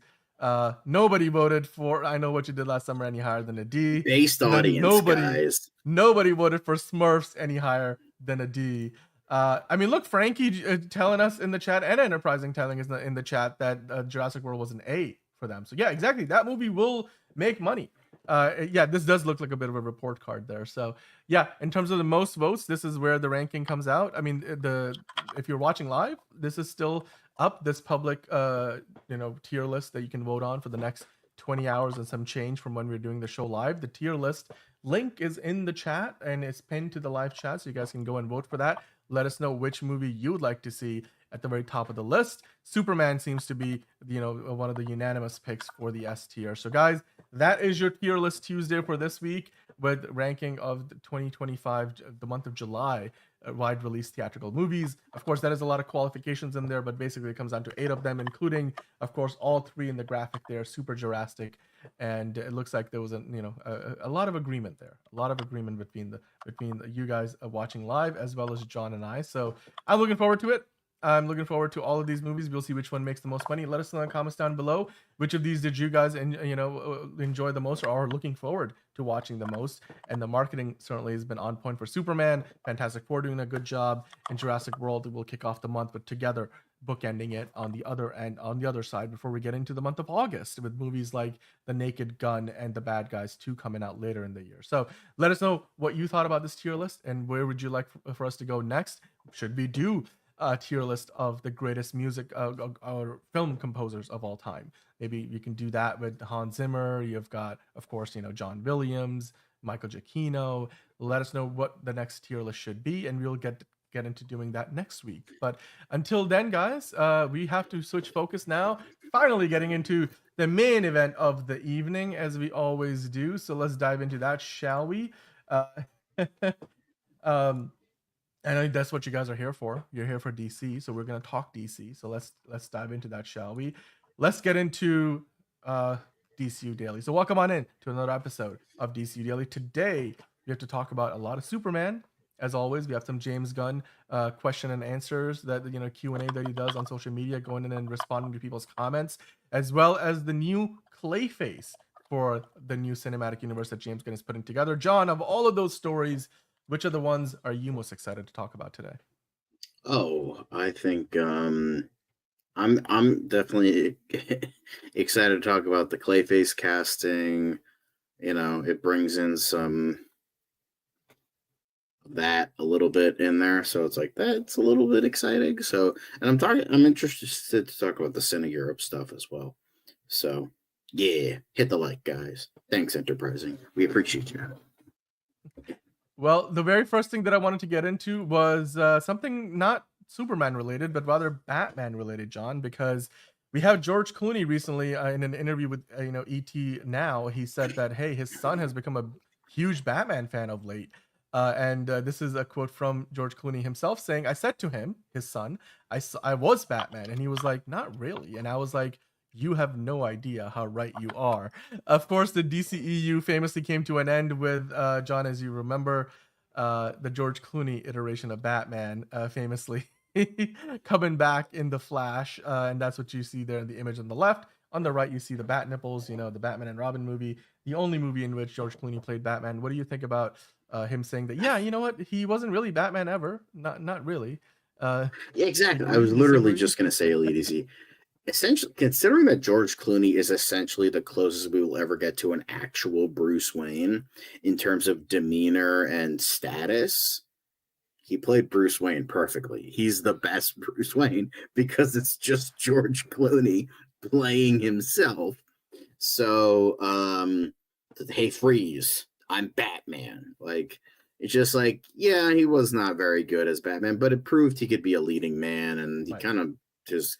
ER also helped that, but like it kind of proved that he could have been like a big movie star, and he, 4 years later he got Ocean's 11. So, and now George Clooney is the America's granddaddy at this point, with the sexy, white hair look. Although it's not anymore because of Good Night, Good Luck. He had to dye his hair, which doesn't look great, but wanted to be true to the character. So here we are, but yeah, I think it's technically correct. Yes. Figure drawing is based. Figure drawing is based, and Ennio Morricone created the most iconic score in cinema history without even trying. Yeah. I will agree though. Yeah, George Clooney is definitely Silver Fox. That's the word I'm looking for. Definitely a Silver Fox. Yeah. Silver Bat. There was a suit at the end of the movie where they have a lot of silver, linings. Yeah, because they had to sell toys. Yeah, exactly. Very, very blatantly too. But you know what, John? That's not the only Batman news that we have today. The next thing I want to get into was James Gunn talking about Batman having white lenses. Finally, he addresses something we seem to run into a lot on the show. We have done entire episodes focusing on whether you want to have these white lenses on Batman, like we see in the comics. Would you do that in the live action iteration of the franchise? Of course, we have never quite seen it outside of the Dark Knight, where there's that one sequence where he's got like the sonar vision. So you see Batman with the white lenses. Outside of that, we've never seen it in live action. But recently, James Gunn was asked about it on Threads. So the question was, how do you feel about white eyes for DCU Batman? A switch on and off thing, maybe? Like for intimate moments, regular for stealth, and in general, white eyes? James Gunn responded to that, saying, I'm more just confused by the amount of people who have strong feelings about the white eyes one way or the other. John, what do you think about this? Do you think James Gunn is kind of like the two of us? Because I mean, honestly, I personally have I no try, opinion. figure. I'm like, why are people so interested in that? But what do you think, John? I'm just gonna say this. I just think the white, like, if they were to do the white eyes, I'm not gonna like shake my fist in the air or anything like that. But I just don't think that outside of Deadpool, white eyes just doesn't work for me. It, like, when Wolverine did it in Deadpool and Wolverine, I haven't seen the movie, but like I've seen clips of him putting on the mask, it and him like talking with the white eyes, and like most of his face is being seen. It just looks terrible to me. It looks terrible. And Deadpool works because one, his entire face is covered, and on top of the fact, Deadpool is the merc with a mouth. So the most important thing is his inability to shut up. That's the whole point of the character. And with that, I think it works for Deadpool and only Deadpool. I think maybe it can work for Green Lantern, but I don't think it should work for Batman, because Batman is I know people make fun of it. It's like, oh, it's just a orphan with a gravelly voice. I think a Batman is a deeper layer, more layered character than that. Troy Boyo 17 made a really good video on Batman takes, and he was like, I think the white eye should not be part of Batman's character because the eyes are the windows to the soul. And the thing is, a lot of scenes, a lot of like heavy emotional scenes that I would assume be in the movie would not work as well if he had white eyes.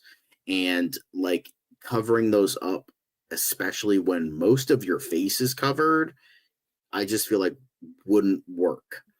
So I don't think any superhero outside of Deadpool should have white eyes. It just doesn't look right to me. It looks weird, and I would say the only way you can maybe make it work is if like the eyeballs themselves are not white, just like there's like kind of like what it is in animation, where it's like it doesn't show white eyeballs. It's like part of the mask, you know? I think like I do agree that true. I do think that exactly. I think what Nolan did was kind of a neat idea with the whole like detective vision, quote unquote, of like the white eyes, where like he did like the whole like spying through the cell phone thing. And I think that was kind of a cool thing to do. Like you kind of have a little bit of that, but it worked because it's like you can tell it's like not actually his eyes. But if we're talking about it from a general point of view, I don't think superheroes outside of Deadpool should have white eyes, because it looks weird, it looks awkward, it just doesn't look right. And you need to like emote, and you're already covering a lot of their face and body where you can't emote as well. So yeah, detective mode, that's essentially what it is. Yeah. I agree with you 100%. I don't think we need to see that as like a permanent fixture of Batman suit. Maybe it could be like one particular like, you know, feature of it that they can activate if it need be. So yeah, I think most people don't have a strong opinion, but some people do. And James Gunn, I'm not surprised. He's like, why are people so interested in this? Like, do we really need what like he's surprised, and I'm surprised just as much as he is that there's a lot of interest in this. But clearly there was an interest, so people, you know, he was compelled to address it, and I'm glad he finally gave his opinion on it, even though it was, you know, not a yay or nay.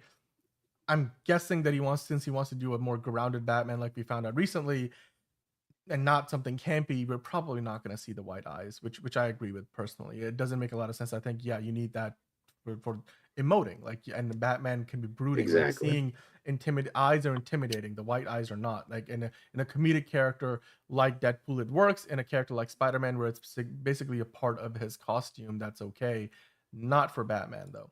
All right, so one of the other things that he was asked about, John, was, hey, is there some kind of agreement between James Gunn and Matt Reeves about where you can't use the same Batman villains that Matt Reeves is using in his universe, and he just simply said no in the response, and then he elaborated on that, saying, "But both the Crime Saga and the DCU are a part of DC Studios, so we of course take everything into account.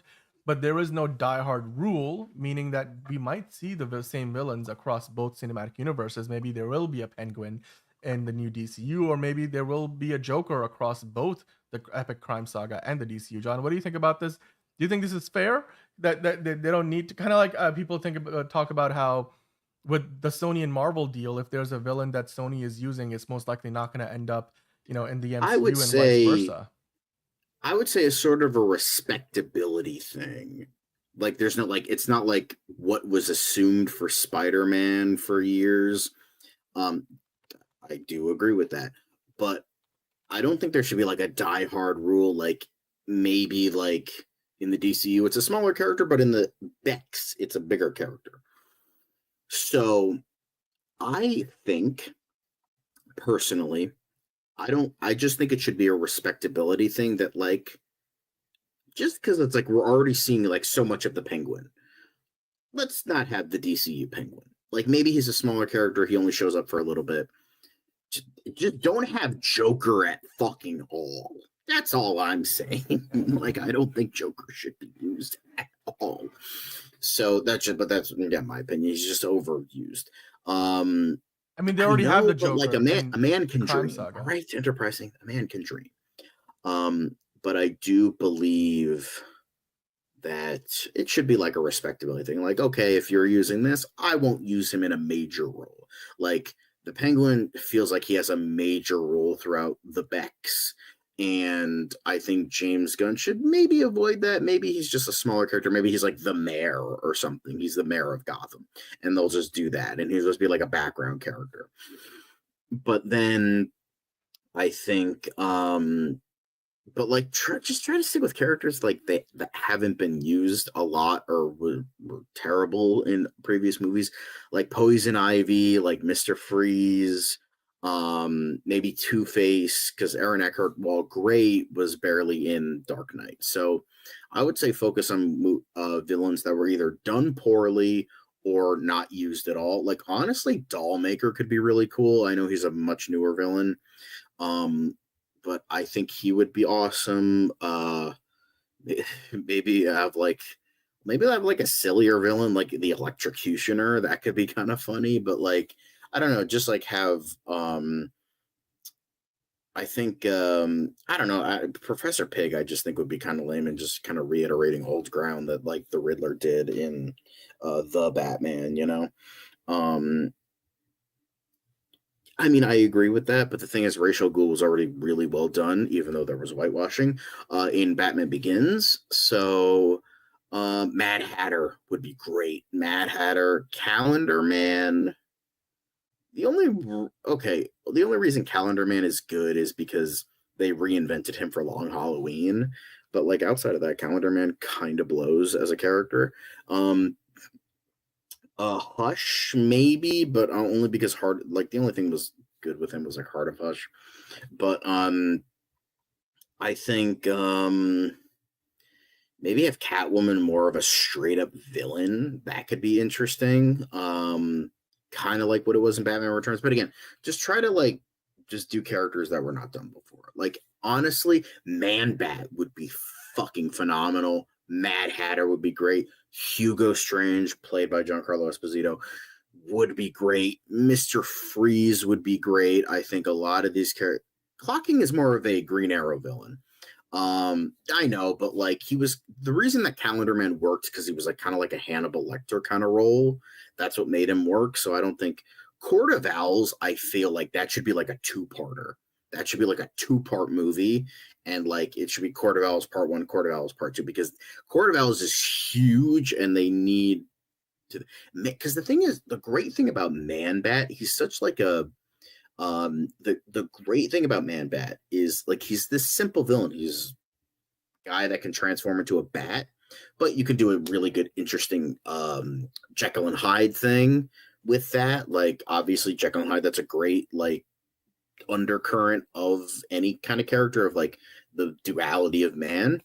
But like at the same time, it's also like maybe like this Batman started off like harsher, and then he become kind of like what the Batman is doing, but like, and then he became like more of the Batman, more compassion, all that stuff. But we don't see that on screen because we've gotten that a trillion times. So I would say, but then Man Bat is like a representation of what he was, like this like overly like serious like monster of the night, and like you could play in that sandbox very well. I think Solomon Grundy is kind of a one-note character. You can't really do a ton. I feel like he would be better as a JSA villain character. Felix Faust, I think, is more Justice League than I mean, I hope so, because I think Man-Bat's kind of an interesting, but they don't really do a lot with Man-Bat. I mean, even though he was the first character that was used in Batman the Animated Series, so, you know, but I think Man-Bat could be a really intriguing villain, and I think it would be really great. But like Mad Hatter and Hugo Strange would also be really good, and Mr. Freeze would also be great, because I want to see him done well, because we don't need the legacy of Mr. Freeze in live action on the big screen to be let's kick some. We don't need that. I mean, I personally think the Court of Owls, like Elite Easy's, but that needs to be a really big movie to really make sure that's done. I feel like that's where Matt Reeves is already going. So like, yeah, maybe that's like overall. I don't think what they're gonna end up doing is have the Joker be the main villain at the same time in a Batman movie, and then also be in the DCEU. So the Batman and the DCU Batman might be doing similar heroes, or the same villains, but not at the same time. Like obviously, I think the Court of Owls is probably where Matt Reeves is going in the next The Batman sequel, but with the DCU Batman, it would probably make sense to do the League of Assassins with the League of Shadows up first. So, but they will probably have overlap eventually. But I don't think it's gonna be like the back-to-back movies with the two different Batman will feature the same villain. By the way, hello Manos, finally joining us, and you're welcome to Be Kind and Rewind to catch everything else we were talking about before. But like right now, of course, we're talking about some Batman stuff. Polka Dot Man. Well, I mean, he was dead in the DCEU, maybe not so much in the DCEU, but hey, that is all the Batman related stuff we got so far. I mean, I guess it depends, relative, because we are about to get into all the Clayface news. Because guys, we have our Clayface in the DCU right there. Tom Rees has been cast as the Clayface of the new DCU. James Gunn himself announced the news. A very Batman adjacent character indeed, and we now know that James Watkins' movie will feature is it Rees or Rise? I forget. It's Rees. It's Rees. So Tom Rees is going to feature in the lead role in the new Clayface movie being directed by James Watkins. Of course, the script has been written by Mike Flanagan. John, James Gunn himself announced it on social media through this Deadline article. And your thoughts on this casting? I believe he was one of the people on the short list that we saw recently. No, he wasn't. He wasn't. Okay. All right. Well, there you go. So that he wasn't even on the short list. So a little more out of left field from those of us who are outside I think observers. Tom Rees Harries is his full name, and I'm really intrigued with this. Again, the only thing I've seen him from is, well, if you go back to is Doctor Who. This is his character, Ricky September, the companion that never was. He would have been a great companion, by the way. But he's a pretty face, so like when he gets deformed, it could be like really cool. But the only thing I've seen from him is Ricky September, and he definitely in that very small role in Dot and Bubble, the episode of Doctor Who. He definitely had like this like guise of like this well-spoken, intelligent character hidden behind this like facade of pretty, and I feel like that can work in Clayface's favor, of like a guy who maybe depending on how they do the character of Clayface, whether they use Basil Carlo, Matt Hagen. If they use Basil Carlo and they stick with the actor shtick, then what they could do is like maybe he's like a guy who only gets roles because he's a pretty face and he doesn't get those hard hitting roles that he wants. And then when he gets deformed, now he's screwed because it's like the one thing he had now he doesn't have anymore. And then like he's only going to be like he won't even get cast anymore because that's the only thing he had. And now then he become driven by like his need to like the whole origin story of like I need to go back and it could be a commentary on Hollywood about how like the pretty face only goes beyond, and then like guys that look like me would be like only like the shitty comic relief in a movie like Jack Black, Flint and Steel, like that kind of crap. So that could be a really interesting. Well, Matt Hagen they combined the origins for Batman the Animated Series. So what they did is Basil Karlo was the original Clayface, but he wasn't a clay monster. He wasn't a shape-shifting monster. He was essentially Phantom of the Opera. It was essentially just that. Basil Karlo, he just put on a mask, started killing people on the set of the remake of the movie. He went crazy and just started killing people. He was stopped. I think he showed up 1 or 2 times in the Golden Age, and then they never used him again.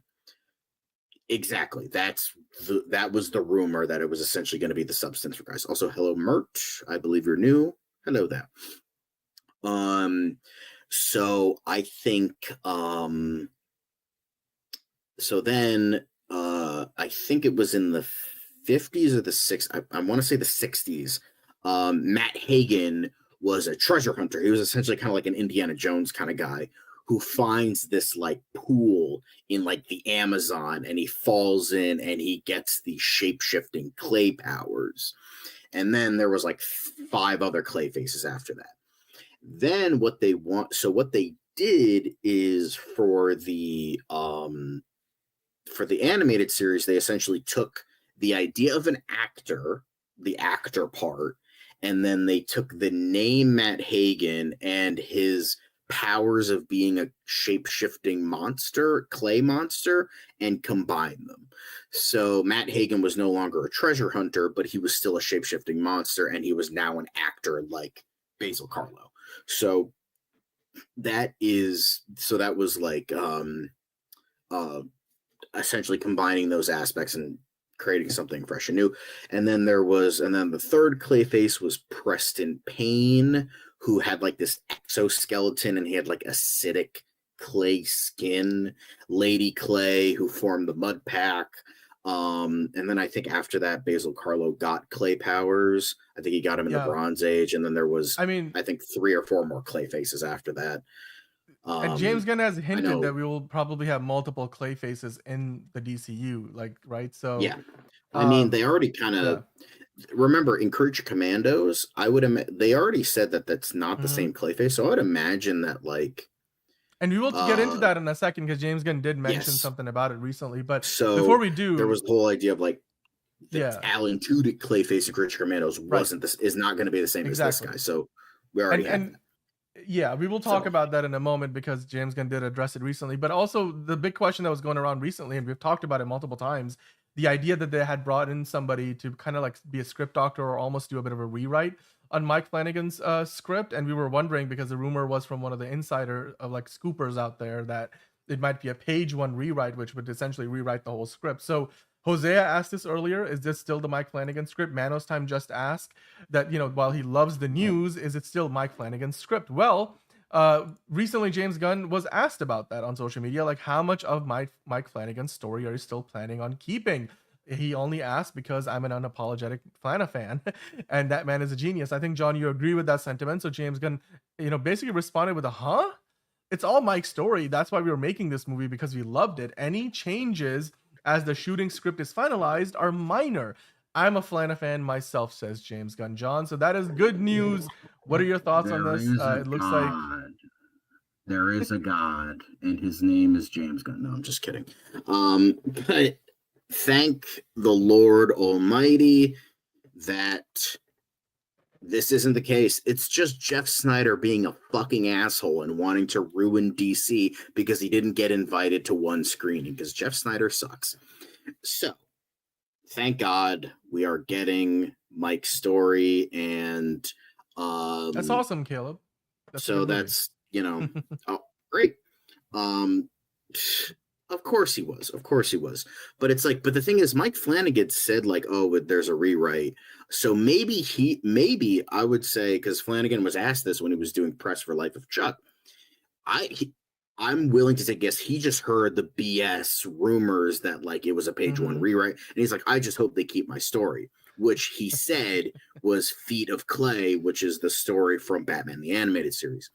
So, the only scoop he's getting is the scoop of shit coming out of my bunghole to his face. So, wow. I'm excited. Now I'm excited again. I'm actually fucking excited about it. Yeah, I mean, and look, like, because that's the reason. That's the thing that, because we were just confused. It's like, okay, if you want to do a page one rewrite, fine. And plus, allegedly, the guy they got, which again, it turns out to all be bullshit, but allegedly, the guy they got was a really good writer anyway. So it's like, okay, fine. But it's like, both of us were confused. And I'm sure a lot of you guys were confused of like, well, okay, you liked the script. Why are you rewriting it? Because I think it was exaggerated. Page one rewrite. Like, here's the thing. I mean, look, for all we know, like, in most scoopers, they hear something and then it becomes like a game of telephone plays out, right? I mean, Snyder, for all we know, heard the fact that they were doing some rewrites, but he probably never got told the context of it. So maybe it was on purpose. I mean, again, I'm not saying he purposefully is spreading false information. I don't think most scoopers are trying to do that, but it just feels like it got exaggerated to the point where now, it becomes a situation where clearly it looks bad on him. I mean, and he hasn't gotten things right always. Remember, he said that Damson Idris was the leader, or like in running for Jon Stewart's Green Lantern, and then literally the next day we find out that Aaron Pierre got the job. The next day. So, but I mean, here James Gunn did mention that it's all Mike's story, but the shooting script might have some minor changes, which is understandable. So maybe I'm sure Mike Flanagan obviously No. Sorry, you go first. I was just gonna say Mike Flanagan is a very busy man. He's working on 5 other things. He's running another show. Literally, they just started shooting Carrie today. Yeah, and he's just got the promotion tour done for The Life of Chuck. So I'm guessing what's happened here is Mike Flanagan turned in the script. He said, "You guys can work with this," and they've obviously brought in a director, James Watkins, and as they get into the shooting script, James Watkins might want some changes, made some minor changes. Not to mention, I don't believe that script was initially put together with the idea of it being a part of a larger cinematic universe. So there's likely going to be some changes. That's exactly what I was just going to say. Mike Flanagan understands they're going to want to make some minor changes to make the pieces all fit. And that's really what the rewrites probably are. It's more to make it work with the DCU, and also metaphor. As they get into the production, all scripts go through some minor changes, because once you start to get into the practicality of film production, certain things maybe don't play as well on camera as you thought they might when you were writing the script. And Mike Flanagan obviously is too busy to make those changes, so that's why they brought in somebody else to do it. I think that's all there is. And why he couldn't direct it either. Yeah. Because that's exactly why. Because the thing is, when I heard rewrites, I'm like, okay, that makes sense. Like minor rewrites, that makes sense, because because he pitched this back in like 2021, and they said no, and so DC just had the script, and it was like, okay, they're sitting on this, and then Peter Safran and James Gunn come in, they're like, oh, this script is great, and I'm sure Mike Flanagan repitched it. I think it was in 2023, and they're like, okay, let's work with this. And then eventually, when things were going the way they did, they're like, you know what? And James Gunn, Mr. Finished Script, let's greenlight it. Let's use this. Awesome. Since Andy Muschietti is being a dinghole and Matt Reeves is taking way too long to write the Batman Part 2, let's use this Batman character and fucking do it. So that's why I was confused with the rewrites, but I'm sure because it was an Elseworld story, and it was very much that. It was just it was like Joker, where it was just it's this separate story. It's not part of any continuity. It's just its own thing. And then he's like, okay, great, Mike Flanagan, can you rewrite this so it can go into the DCU? I literally have 700,000 projects for the next 3 years. I'm sorry, James, I can't. Okay, bet. James Watkins, you're directing this. Can you maybe like change some things to help fit into the larger world? I got you. That's where we are. Because when I saw this on Facebook and he specifically said written by Mike Flanagan, I texted you immediately and I was like, this is interesting how he says specific, because I'm sure he saw the rumors and then he specifically got that thing on Threads where he's like, yo, what's up? Is this Mike's story still? And he's like, huh? So I'm sure he specifically said, because he saw all the bullshit scoopers and nobody hates a scooper more than James Gunn. So that's why he said directed by James Watkins, written by Mike Flanagan. Yeah, so all is right in the world now. Yeah. Thank God. No, it's absolutely. I think the situation here was just confusing because we were like, they greenlit it because they love the script. So why would they rewrite the whole thing? It made no sense. So I'm so glad that now we have clarification. He is a very good looking dude. I mean, you know, like that. Fair enough, Tom Reese. But the other thing I wanted to quickly mention before we finish up on the Clayface story, John, is the idea that a lot of people were confused. Didn't they kill off the Clayface of the DCU in Creature Commandos? And even then, we didn't think that was entirely like killing off that version of the character in Creature Commandos. But even if they did, you know, James Gunn has mentioned that, well, look, we're going to have multiple Clayfaces in the DCU. And then in only certain instances will we have actors who play the primary version of the character, the primary actors. Like, for example, I think David Harbour playing Frankenstein's monster and stuff, like they will play the character across all the different iterations. It doesn't necessarily mean that we're going to have like Alan Tudyk, who's voicing 5 different characters in an animated show, play all of them in live action. So he responded to a fan saying, I said we would plan on using primary characters wherever we can. I've also never said if the 2 characters are the same, meaning, yes, again, we're probably having multiple Clayfaces in this universe. But then he also finished off by saying in parentheses, I've also never said they're not the same character. So John, what are your thoughts on this? James Gunn saying, again, we might have multiple Clayfaces in this universe. Alan Tudyk will not be playing. Obviously, we now know Tom Reese is playing the live action Clayface. So, yeah, 2 different things, I guess. You know, multiple Clayfaces, and also the idea of like Alan Tudyk not necessarily voicing, well, certainly, you know, voicing the Clayface in Creature Commandos, but not the one in the movie. Yeah. I mean, this was pretty much confirmed. Like, so I think this was confirmed like right after Creature Commandos when the character came in there, where he was like, the character that Alan Tudyk would play in live action is Dr. Phosphorus. Because remember, he's voicing Thor in the movie in Superman. He's voiced Clayface, which was kind of just grunts and growls. And I'm pretty sure he voiced another character somewhere else. I mean, look at the flashbacks of Creature Commandos 2 before he was fucked up, before he became Dr. Phosphorus, was he looks like Alan Tudyk. Like, he looks like an animated version of Alan Tudyk. So yeah, I think I think Creature Commandos probably has a Clayface that's like one of the lesser ones, maybe Matt Hagen, maybe Preston, although the Preston Payne, that's not exactly the character, maybe like one of the no-name ones that like appeared like 5 years ago, like there was like one called like Johnny Williams or something like that. Because the major ones are like the first 5 or so, like Basil Carlo, Matt Hagen, Preston Payne, Sandra Fuller, aka Lady Clay, and then the child of Preston Payne and Sandra Fuller, who was Cassius Clay Payne. Yes, that was intended as the joke. So, but right. So yeah, so I'm sure it's like a nobody Clayface that they're like, okay, let's just have this character in here because we need a shapeshifter and he's a name. Oh my God, Clayface. Ah. But hey, you know what? We're gonna get it looks like we're probably gonna get multiple Clayfaces in the cinematic universe, and we've got Tom Reese playing the one in the movie with James Watkins directing, and script written by Mike Flanagan. That is confirmed, and we can't wait to see where that movie goes next. Hopefully they'll be getting to production later this year, and it's set to come out fall of 2026, so not that far away. But John, we do have one more thing to get into before we end the show today, and not a whole lot to talk about here with Superman, but They did showcase. DC Studios had a showcase over at CineEurope, basically the European version of CinemaCon that we mentioned at the top of the show when we were talking about all the other studio presentations. Well, DC Studios was part of the Warner Brothers presentation, and they showcased the first 30 minutes of Superman there. So if you happen to be one of the distributors or one of the theater owners that was at this event, you got to see the first half hour of the movie.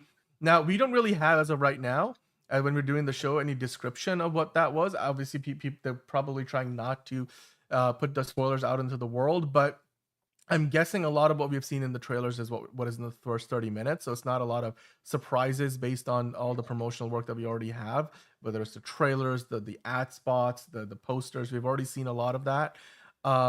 John, before they'd had the presentation with the 30 minutes play, they had James Gunn and Peter Safran come on video and introduce that. And of course, they weren't there in person because they're preparing to fly out to the Philippines with the first stop on the Superman World Tour being in Manila. And so they just said, look, this is part of a bold new era for DC. Peter Safran said that. And they also touted the 2026 Supergirl movie, which is now simply known as Supergirl, no longer Supergirl Woman of Tomorrow. And then they played the first 30 minutes. John, what are your thoughts on this? Do you think this is a good idea? Obviously, whereas we were talking about how 28 years later played the first 28 minutes of the movie, and that comes out in only a few days. Superman is still a month away pretty much from coming out. So, or less than a month, but still, quite a ways out of several weeks. Do you think it was prudent to put the first 30 minutes out there? Because chances are that information eventually ends up on the internet, right? Yeah, I mean, I tried to look for it, but I couldn't because it was funny. The only stuff that was coming up was the CinemaCon footage, but that was only the first 5 minutes of the movie. So, I think, I still kind of have the same thoughts from the 20 years later one, especially with it's a longer ways away. I mean, 28 weeks later, it comes out in a couple days. While this comes out, it's going to be another month 1 month minus a week because it's the 18th now and the 11th. It's exactly 3 weeks now. So I think that is wonky. It's weird and wonky to me. Like, I don't know if they should show that. Like the first 10 to 15 minutes. I think 30 minutes. That's a good chunk of the movie. That's like still the movie's like only 80 minutes left of the movie. What's the 2 runtime hours of the 9 movie? minutes. 9 minutes. 2 hours, that's 9 pretty minutes. much a quarter of the film. Yeah. 25%. Yeah, like it's I mean, that's the whole thing with like what I was saying before. Like you have Act 1, Act 2A, Act 2B, Act 3, and usually Act 1 and Act 3 are like around 30 minutes, give or take, and then Act 2 is like usually an hour. So, I think that I don't know, just a little weird to me. Like it's I'm not saying it's like a bad thing because it's like it gets people like excited and maybe that leaks. I don't know. I'm going to try to avoid it. We'll try to avoid spoilers and all that.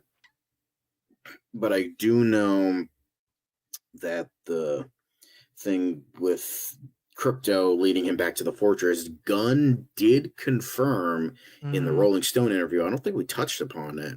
I don't think where he did say that the Crypto scene that was in the sneak peek, that is the beginning of the movie. Because he mentioned when he was talking about, I think it was when he was talking about the post-mortem thing, when he was talking about the name of the movie and all that, he's like, oh, I mentioned this thing, and it's like, oh, how the movie begins with this dog, and would that work? And they're like, oh, no, it works, so they kept it. And so he's pretty much confirming that sneak peek is at the very beginning of the movie. So it's like, that is how it starts. So I'm really curious. Is the movie a flashback where like, well, no, it's like, I feel like he'd probably start off at some kind of like, Superman is in the middle of a fight that he wins at the beginning, but obviously he's hurt. And I'm not going to speculate too far as to like whether they're jumping across time, but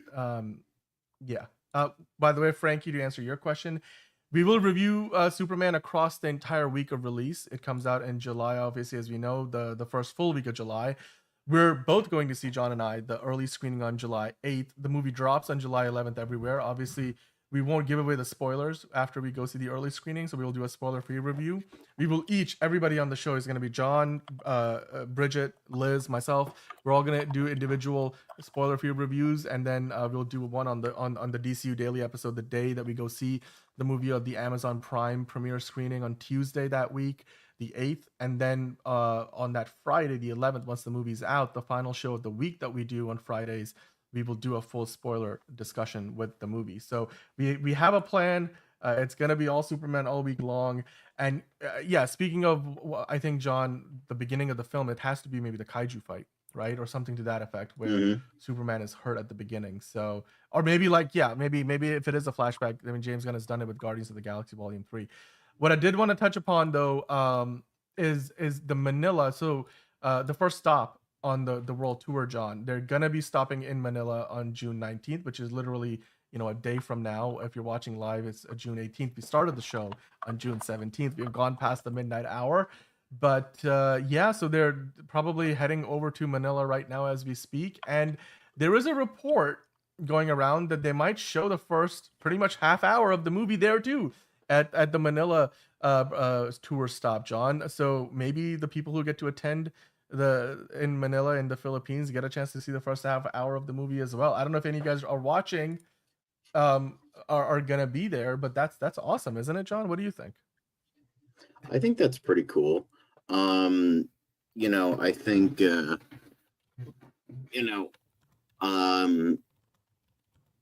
yeah, I mean, I think that's kind of interesting. Again, I'm still iffy on my own stuff, but if people are into it, they don't mind seeing it, then cool, awesome, great. But yeah, I think that could definitely be very, very interesting. So yeah, way to go, Manila.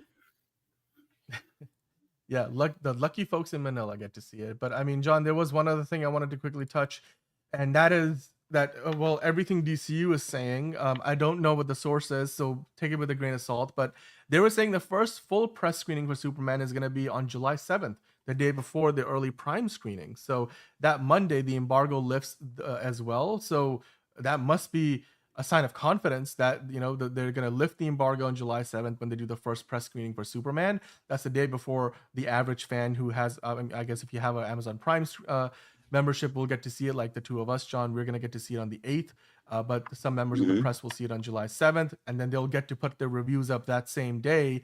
And of course, we now know the first 30 minutes will be shown at different places across the world tour, including possibly in Manila that we were just talking about. So yeah, if you don't want to be spoiled over the course of the next few weeks, people will probably be putting some of the spoilers from at least the first 30 minutes out on the internet. And as early as the Monday that the movie comes out, that later in the week, the critics' reviews will be going up. John, what do you think about the release strategy here? Just again, the constant, it's a stream of information and news and reviews and opinions, and they must be really confident in the movie that that this is bold for them, like Enterprising saying, like they must really think they've got a hit on their hands for people to be seeing it the first 30 minutes as early as 3-4 weeks away, and then several days before the movie comes out, the embargo lifts. We talk about how most of the time the embargo lifts, the later the embargo lifts for reviews, the worse the movie might be, because the studio doesn't have as much confidence, and so they don't want the fan sentiment to go downhill.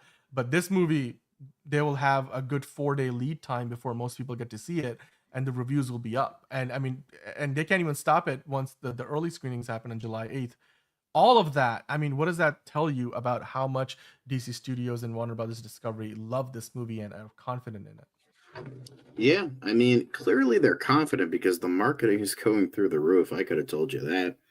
But definitely when you have that embargo lifting very early, it shows like confidence. I know like people were saying in the chat before, 28 years later is going to suck because the embargo isn't going to lift until much later, which is a little wonky, a little bit, but like I still think that looks great. And hey, even if it sucks, like that is the greatest trailer for a horrible movie, then sure. Yeah, so I mean, sometimes really good movies have the embargo lifting like weeks before, and then sometimes Wonder Woman really was a good movies movie. have the embargo lifting Yeah. way later. So it's like, Exactly. I whatever mean, it they've is. done this before. Wonder Woman was a good movie. They knew it was a good movie. That's why they gave it 2 weeks for people to put the reviews up. We have seen the F1 reviews already out, and they're pretty good. So obviously, Warner Brothers knew they had a good movie there. Apple knew they had a good movie there, and LEO with Disney Pixar, they know they have a good movie there. Yeah, but dude, Antonio, as far as screenings for Scoopers, it's and the screenings are all, if they are doing test screenings, they're always with an incomplete version of the movie, and we don't really believe the scoopers half the time anyway, because most of the time that's not actually real news. Otherwise, people's NDAs would be getting violated and they would be getting sued out the wazoo. So I don't think most people that go to an actual test screenings are actually, it's in their interest to reveal that information to the world or leak it out there. But to answer Figure Drawing's question, John, a good place to maybe end the show. Do you guys think the first 30 minutes is probably build up and characterization? Because of course that's what a lot of people on the tour will get to see. Yeah, I mean that's usually what Act 1 stuff is anyway. A lot of setup, all that stuff. But I mean, Rachel Brosnahan did state that the movie is going to start in the middle of the action, so we're just like, once it hits go, it's just going to go.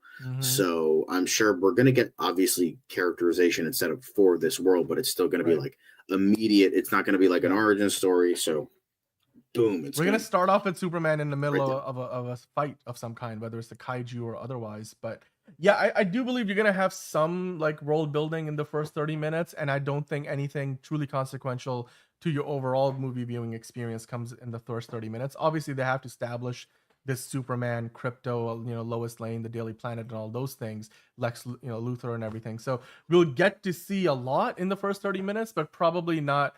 And a lot of stuff that's so spoilery that they're worried about people getting that spoiled for them, and obviously they're confident that it's whatever it is that they have in the first 30 minutes of the movie is good enough that people can get to see it as early as tomorrow, literally on this Thursday when they stop by in Manila. I'm excited to see what the footage is going to be like.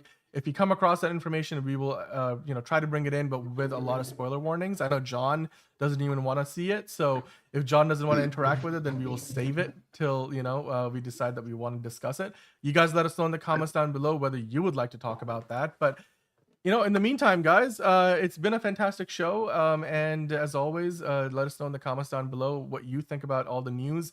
Superman stopping by Manila and basically 24 hours from now, and they might show the first 30 minutes there. They already showed the first 30 minutes at CineEurope, and we hopefully will get to see the movie and enjoy it 23 days from now, as Man of Steel Magnolia is pointing out. As always, thank you guys for joining us, and we love you. We appreciate you. If you haven't already, hit the like button and hit subscribe if you're new, because we do this 5 days a week. Hit the notification bell so you know when we go live.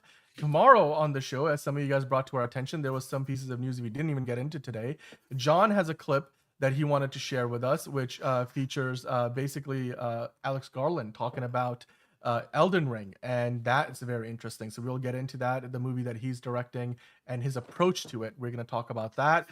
The Legend of Zelda, the search has begun for the movie's Link and Zelda characters, so we will get into that as well. And Dune, Dune Part 3, I should say, has cast 2 new characters for the Atreides family. And of course, if there's any other news from the Superman screenings in CineEurope, we will get into that as well. So all of that and more for you guys tomorrow. Don't forget to look up. Thank you for the show. Thank you for you guys for tuning into the show. And we'll see you next time on another episode of DCU Daily.